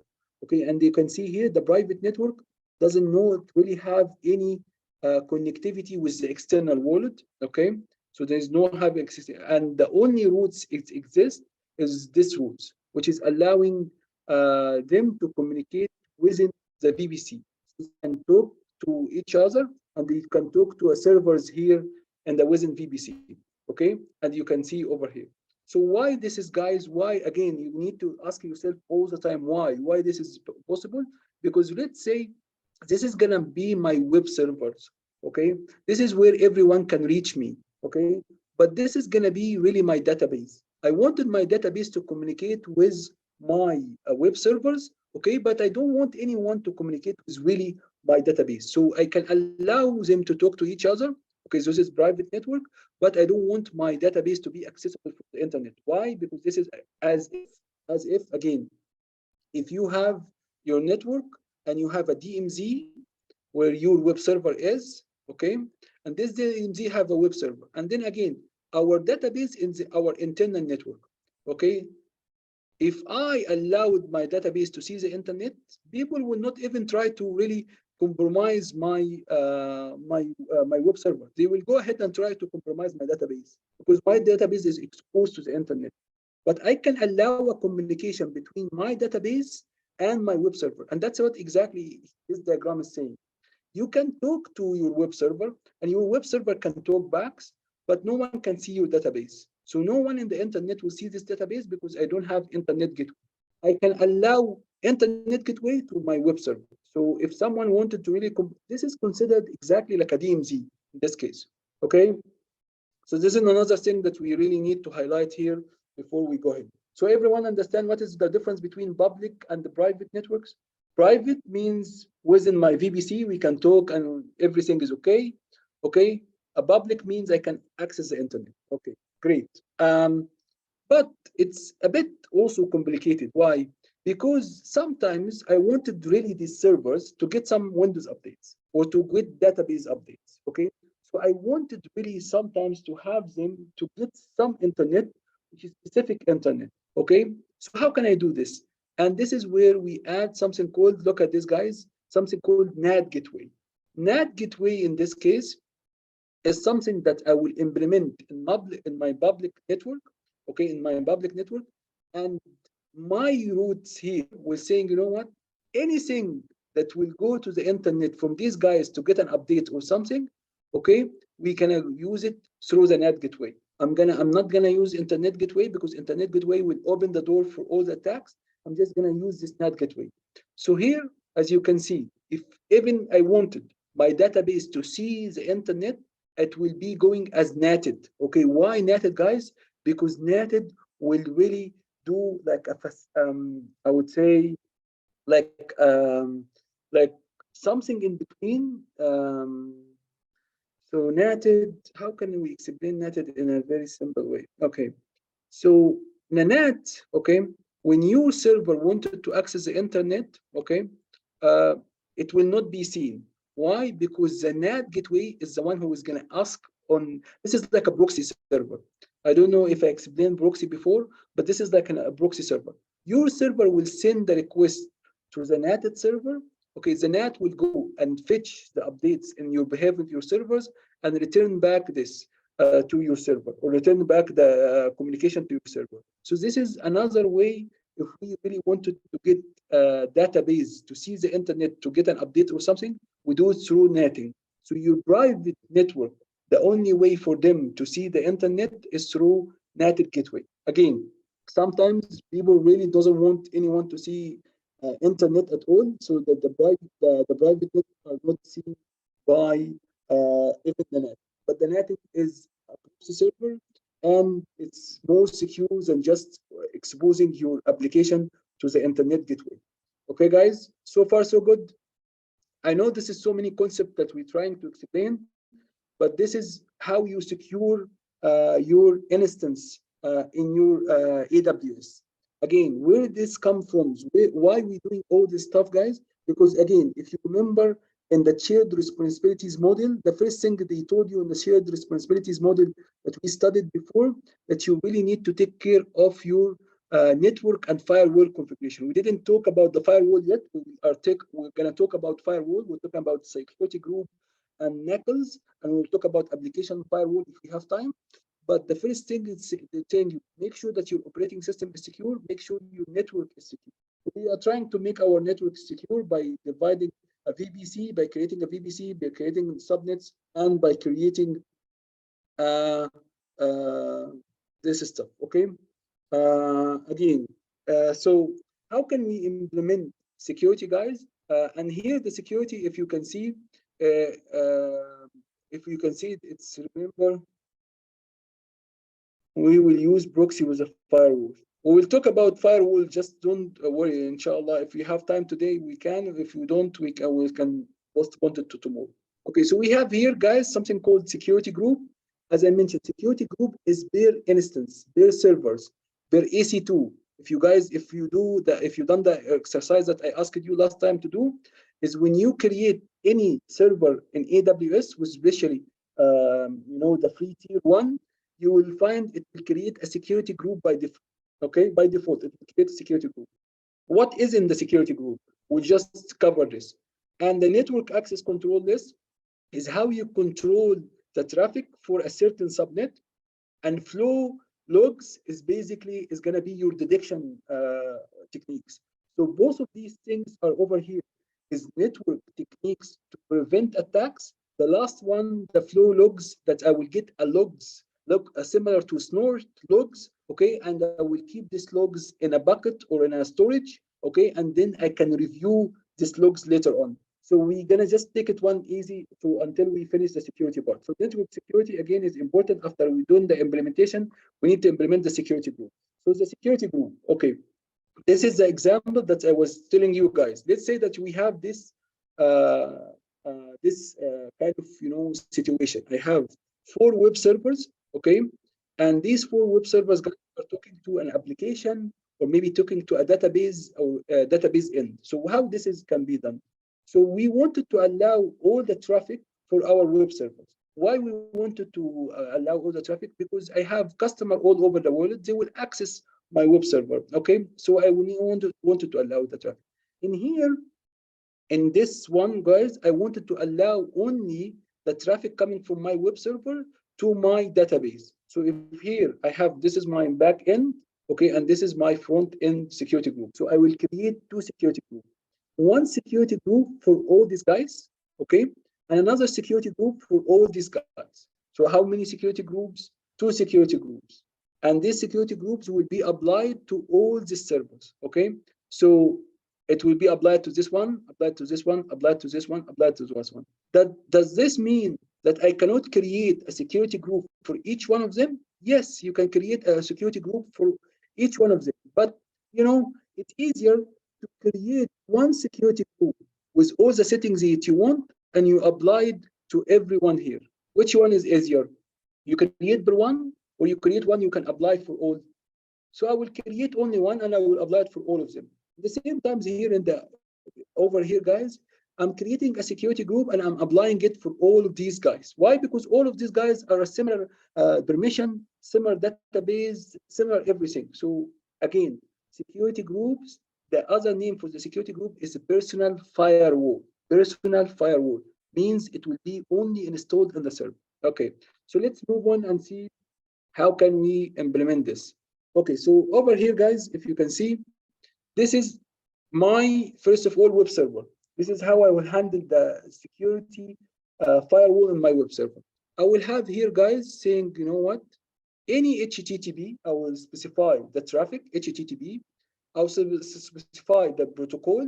I will specify the port number here, ET, and I will specify source. You can see, guys, source, okay, is coming from anyone. Allow, okay, allow all HTTP traffic on port 80. Okay, so this is gonna be what? This is gonna be our instance. Why I have created this? Because again, what is the requirement in this case is to allow anyone coming from the internet to access my web server. Okay, do we have to allow them on every single protocol? No, specific protocol, HTTP or HTTPS. So I need to specify here the protocol over here, guys. So again, I will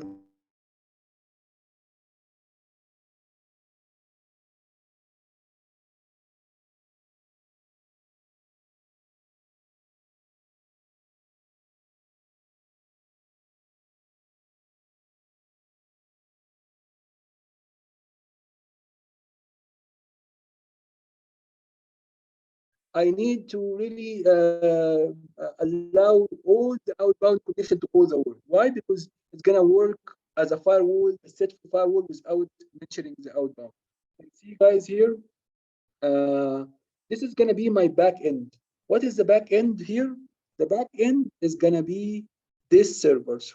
Okay, these servers, those are the database. Okay, what kind of security group I wanted to allow? I wanted to allow only the data coming from my web servers. Okay, so how can we do this? You can do this, guys, by 2 ways.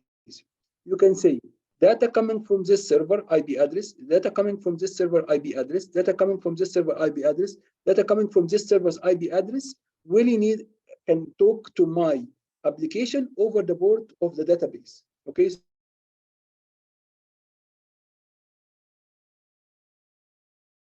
Okay, but you need to create how many entries? 4 entries for each IP address and for what port protocol is going to talk. But there is another way to look at this. We can implement this by saying, you know what, all these guys on the security group of web, they are allowed to talk to my database. So this is another way to apply this. This is an easier way. Why is easier way? Because I don't have to specify IP address. What if tomorrow one of these servers are down? Or what if tomorrow I will get a new web server and add it here? So I need to say, you know, this web server also IP address. But if I create them in a group, okay, can say, you know what, the security group that contains all of my web server can talk to my database. Okay, so this is easier way to do. So you can do it in 2 ways. The hard way is to specify IP by IP, or you can do it this way. So if you guys can see here, this is gonna be my back end security stateful firewall. I'm gonna say, you know what, this is gonna be a customer type TCP. This is a protocol TCP. This is the port range. This is where I'm gonna talk to my database on it. This is 2345. Okay, and look at the source. The source need to be an IP address. I can specify the IP address of my web server. But the easiest way to do it is I say, you know what, the security group of my web servers. So this is the security of group of my web servers allowed here. Okay, guys, you understand how we did this? Why I have here a security group for my web servers? Okay, only Shaza and Ibtisam and Asai. That's really interesting. Yes, Mr. No, it's clear. It's clear? Okay. So now we covered so far what is a VPC, how to create IP addresses, okay, how to create different subnet groups, okay, how to create security, how to create routing, okay, for these groups to talk to the internet. And then lastly, we are talking about, guys, how to really create stateful firewall per group of servers or per each servers alone. So now we already covered a lot. And here is the difference between NACLs, which is network access list, and our security group. And I'm gonna not talk about all of them differences. I'm gonna talk only about the first three because this is important. Okay, one of them operates in the instance level, which is security group. So this is gonna be your firewall inside your computer or your server. Okay, the other one work on the network access list is gonna work on the subnet level. Subnet level what? What we mean by subnet level, if we go back here, this is gonna be my public subnet. This is gonna be my private subnet. So where is the access list will be applied? It will be applied here, okay, on and everything in the subnet. As we have mentioned before, that we have a firewall on the entire network and a personal firewall. Okay, so support allow rules only, support allow and deny rules only. So the security group doesn't have deny. It's by default has something called implicit deny. Implicit deny that we studied long time ago when we talked about a firewall. Implicit deny or access list. Access list will have the last line of it is implicit deny. So if you didn't specify any rules, by default it will not allow any traffic. So you need to specify at least one rule it is allowed. Okay. Support allow and deny because it works on the network level. So this is a network access list NACLs. Again, here this is a stateful one. Stateful one, you don't have to specify the outbound connection because if you allowed something to get in your server, by default he will reply back. So this is, guys, is called stateful return traffic in automatic allowed regardless of any rules. Here, this one is not stateful. So if you specify something in, you need to specify how the response looks like and how the outbound looks like, and you need to specify. Okay, this is in the network level. Okay, guys. Here it's saying it's stateless. Return the traffic must be explicitly allowed by rules. Okay, there's other things between them, differences, but this is the most important one. Okay, guys. One thing that you really need to look at also is detection. Okay, how to detect what kind of traffic is going to my instance and what kind of traffic is leaving. Okay, I think it's good. Okay, so what kind of traffic we have? Why we need to see the flow logs? Again, the flow means the data ingress or outgress or inbound connection and outbound connection, because this will help me later on to implement detection techniques. If something is anomaly happening, I can see. Okay, and it also this is giving me some sort of visibility. Okay, it's also giving me the ability to troubleshoot if something is really not working. Why it's not working? So if you have flow logs, you can see, oh, this instance cannot really talk to the internet. Oh, there is something in the security group. Let me go and fix it. So the flow controls or the flow logs will allow you to see this. Okay, it also will allow you to do analyzing the traffic, which is important if you have SIEM team who is looking at the feeds, because what happened is that we mentioned before, in order really for the SIEM engineer to detect if something anomaly, they really need to get the network feeds and they really need to get the operating system feeds.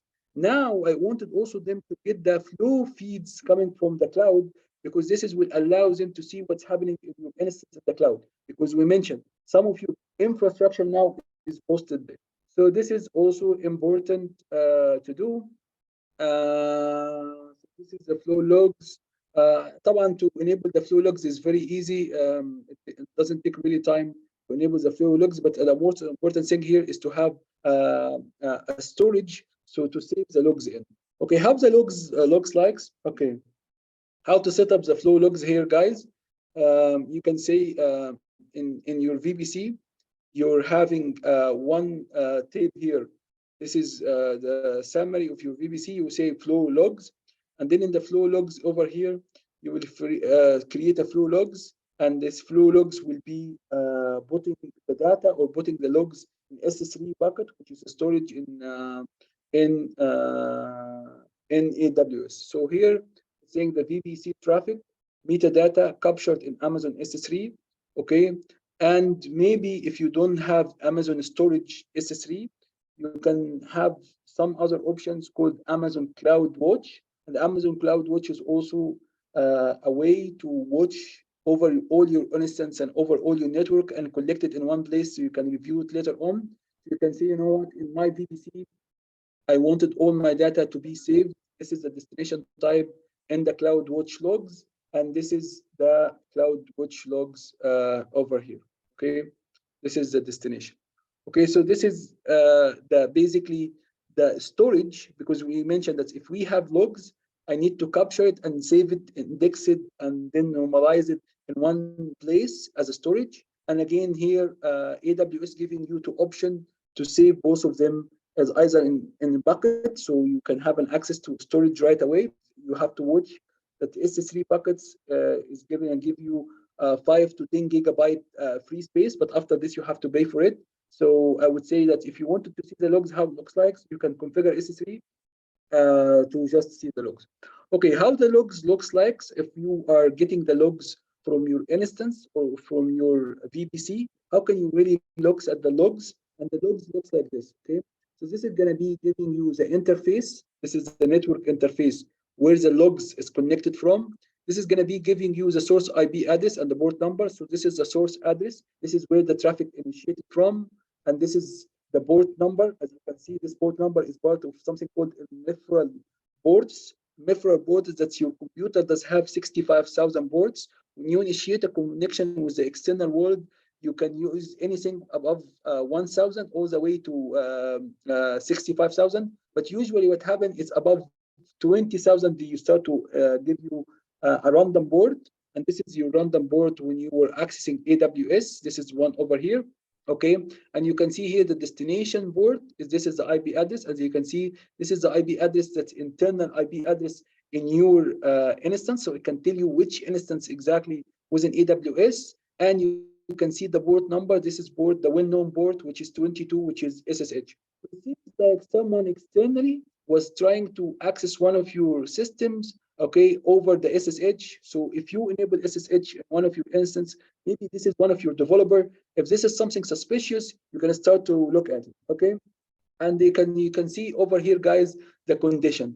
This specific flow was accepted. What that means? That means that your security groups and your knuckles was really implemented in a way that it accepts the traffic. So you can see this is the condition here accepted. Okay. Again, the number of bytes has been transferred from these computers to this message to your to this specific server. This is the numbers. I'm not quite sure what it is these two numbers, but again, we have covered most of the flow logs looks like. Okay, guys. So far, so good. Okay. There is also something we mentioned in the VPCs, because we mentioned that the VPC is the VPC is really a complete network.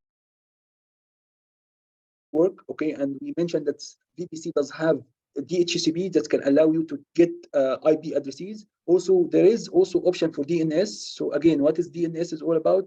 DNS is a service that you can run in your network to do a resolution between IP address to name. And why it's important? Because you wanted people to be able to reach you from the internet and from internally also using your host names. So we can see there's an option here in your VPC, okay, that so can be enabled for DNS resolution, yes, and DNS host name, yes.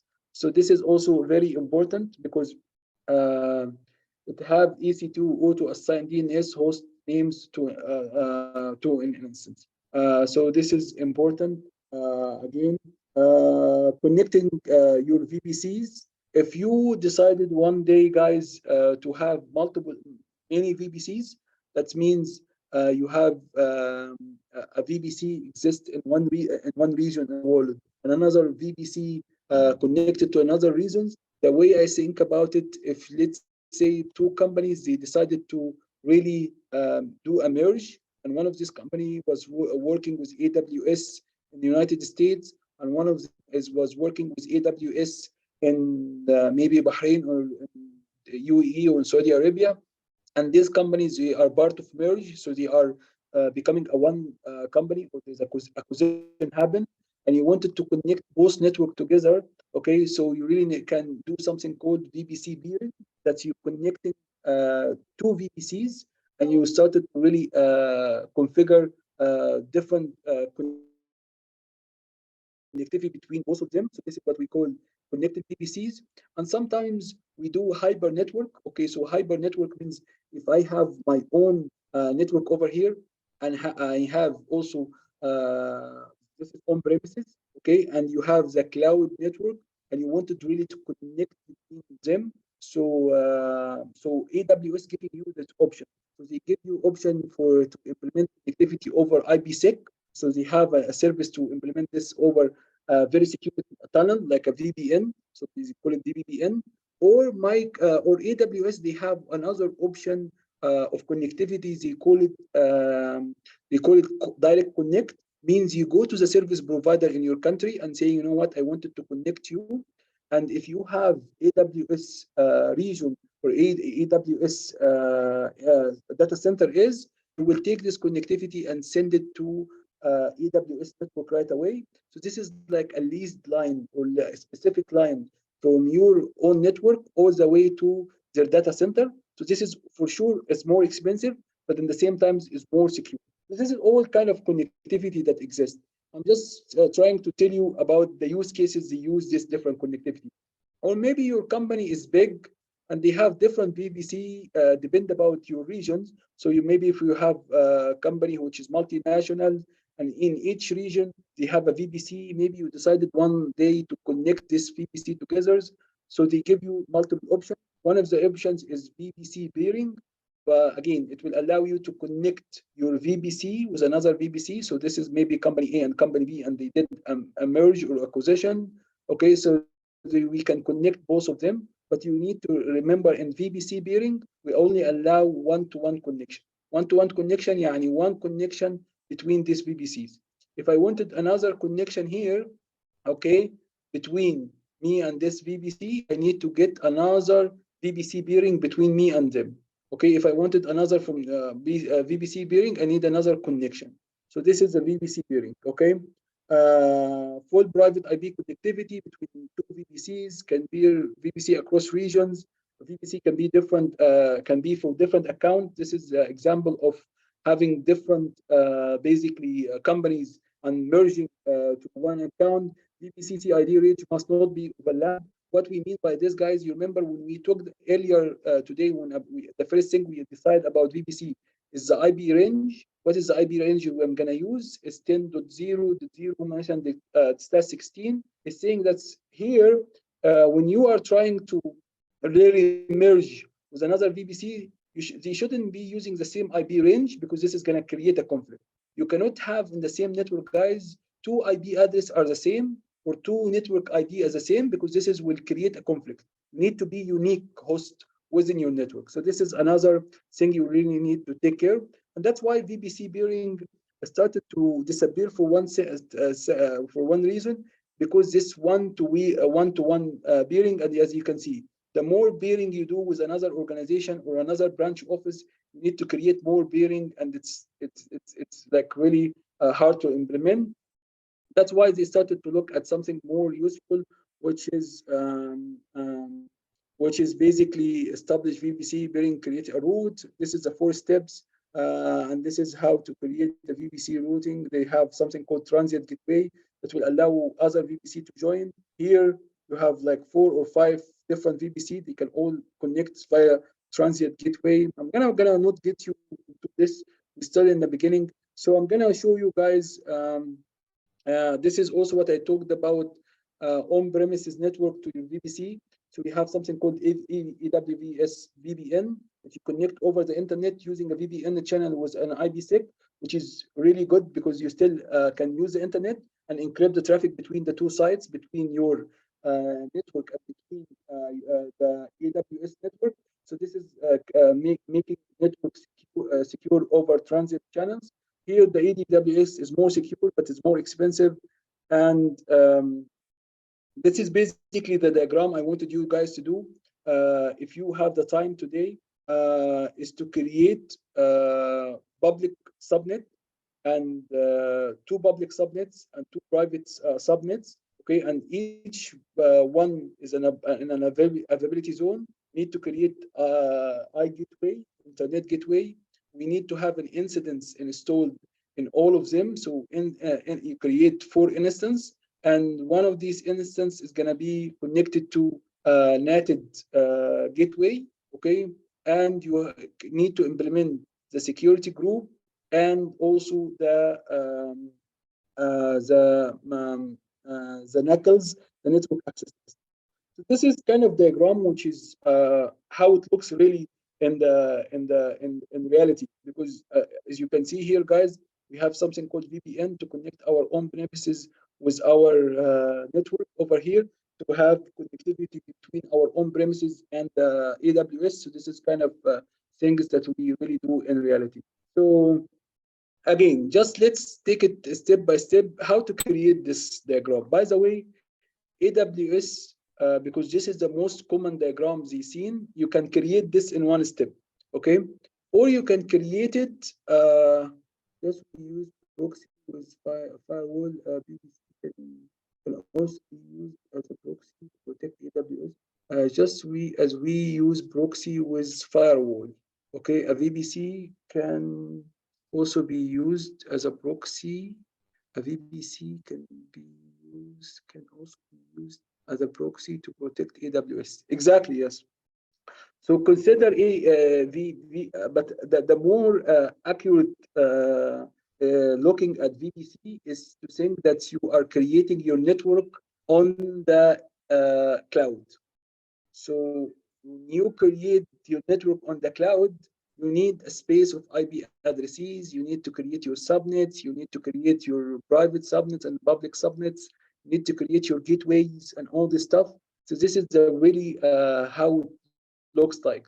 You are putting when you build the network on-premises network, guys. When you build a network on your data center, what you really need to first of all, you need to buy the servers, okay, and you need to buy the network equipment, okay, the switches, and you need to buy the routers, okay, and you need to buy the firewalls. And you started to connect all these devices together. You started to connect switches to your server, and then the switch to the router, and the router to connect to really the firewall, okay, and then you connect it to the external world, right? To get the internet connectivity. So this is exactly what we're trying to do, but from the network perspective, okay? And we can add instance once our network is really up and running. We can add any instance to one of these network and start to assign different security group to this instance, guys. This is kind of what I wanted to really cover today. Is we to create something like this. It's a bit. It could look a bit really difficult, but if you really started to really break it down to multiple areas, it's very easy. Okay, so this is the end of this. I wanted you guys to take a copy of this. So if you had a time and you created your AWS, I wanted you guys to try to do something like this. So let me get this copied over here. Okay, this is enough. If you created this enough without even the VPN part, because we didn't talk really about VPN and IPsec, so this is going to be a bit advanced, and we cannot do it right now because we are not connected to IPsec. So I will share this with Abir, and then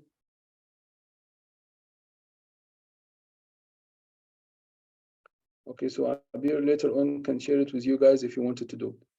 Okay, again, how to create VPC? VPC is free. So you can create VPC by just going to your AWS, guys. So this is my AWS account, and I will go to, let me check if I'm still connected or I got kicked out. So I need to log in. Okay, log in as a root. Okay, this is my login. Okay, so in order to do VPC, so here you can just write down in your service here VPCs, okay, and let it runs. It will show you. I don't know, my computer is sometimes acting really weird when it's very slow. I'm suspecting some of you has been hacked to my computer. Okay, so this is the VPC dashboard. You can see that I have created already lots of VPCs, okay? But we can also create a new one right now and see how easy it is to create a VPC. So here, hit create VPC. The good thing that, guys, I wanted really to emphasize with about when we really work with VPC, okay? It's VPC. Don't worry about anything in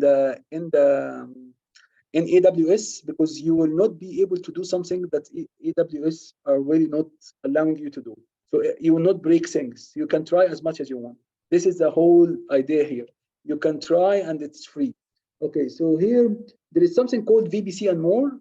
This is really, did you see this diagram I just showed you guys? That can you create different VPCs and different subnets and different private nets and all this stuff? You can create it in one single step, which is called VPC and more, okay?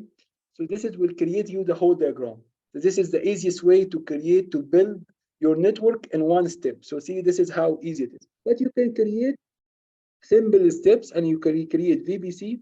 You need to create a VPC. You say, okay, my new VPC. So you can give it a name, okay? And then you want it to really to have IBC version 4 manual inputs, okay? So here you need to implement the IP addresses. You remember when I told you the IP addresses? I'm gonna do this one, okay? 192.168.150.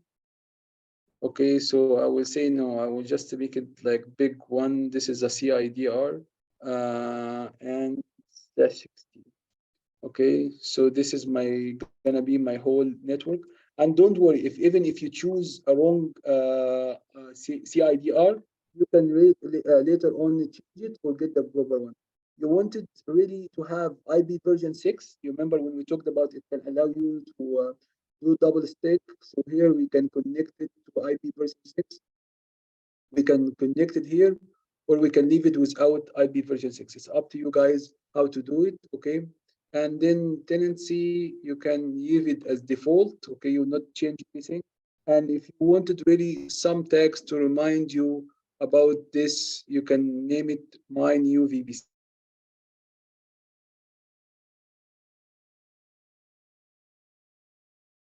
Okay, if your range is okay, and if your names is okay, and you didn't create something similar to this before, it will create a VPC. And now, once you created a VPC, you can go ahead and start to really look into how to really build subnets. This is step number 2.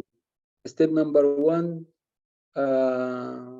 is basically is to creating the VPC. Step number 2 is to build the really here. And here it's saying that your VPC has been created, and the VPC is per region. So you can create different subnets now. So if you go here, you can see this is your VPC. This is basically your network CIDR. Okay, remember this is the flow controls. I told you the flow logs can be you can get the flow logs for the entire VPC. Okay, but really interesting to create really subnets and here. So you can see here, this is route tables and subnets is over here. So you can go here in the subnets part. And there is also, I have created a lot of subnets, but I wanted to create a new subnet that really related to my new VPC. So you can see here, what is a VPC ID? It will give you a list for all the VPCs over here. and I have already created one which is called VPC. This is a project. This is one I created yesterday. This is home. Okay, where is my new VPC? It's called my new.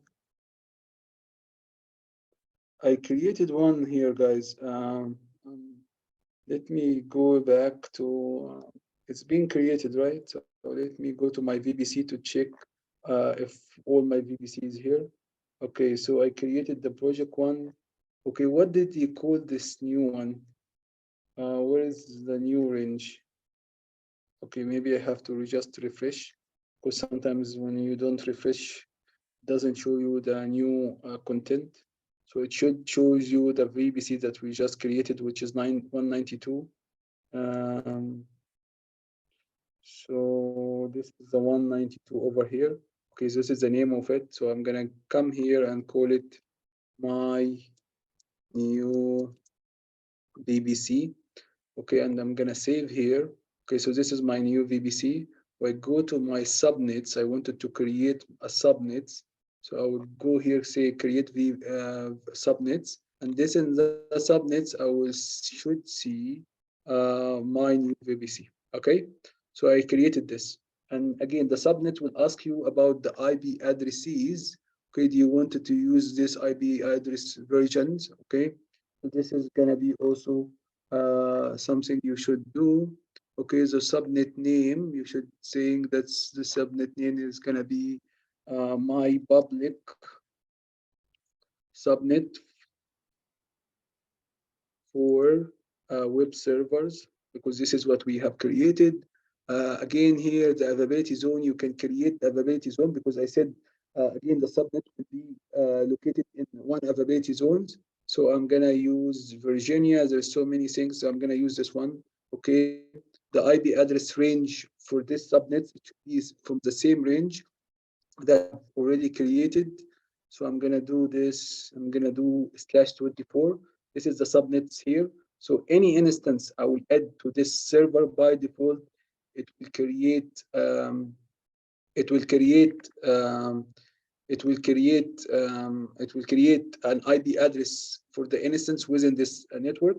Okay, and then I will come here and then finally say, you know what, I wanted to if you wanted to add the subnets, you can do, and then you can hit create subnets. It will take some time, and then you can see that your subnet has been created. You can rename it here to say this is my web server subnet, and hit enter. And you can see here, you can look at the network access table. This is the NACLs that I will told you about, the routable table. Again, the routable table, it will by default show you the route table that exists that can allow the thing to talk to itself. But if I wanted really this specific subnet to talk to the internet, I need to edit the routes here and add a route to really talk to the internet gateway. So I really need to say here, come here and say, edit the route table to add the route for the gateway. Okay, guys, this is the same steps we done in the lecture, but this is like a step-by-step how to do it in the network. Okay, I think this is clear how we can do it. So I wanted you to implement a VPC for different, subnets. Some of them are in availability zone A, and some of them are in availability zone B. You should also allow to have flow logs and all this other stuff that we have discussed today. So this is gonna be the end of the lecture today. I hope this was informative to you, and inshallah, I hope you guys will do some effort to learn about cloud, inshallah, because this is really important topic. Any question, guys, so far? Okay, inshallah, tomorrow we'll be looking at how, inshallah, to implement firewalls, because we don't have much time today, but this is okay. Alhamdulillah. Okay, thank you guys very much, and I appreciate your time and effort to learn. Okay, have a great day, guys. Assalamu alaikum.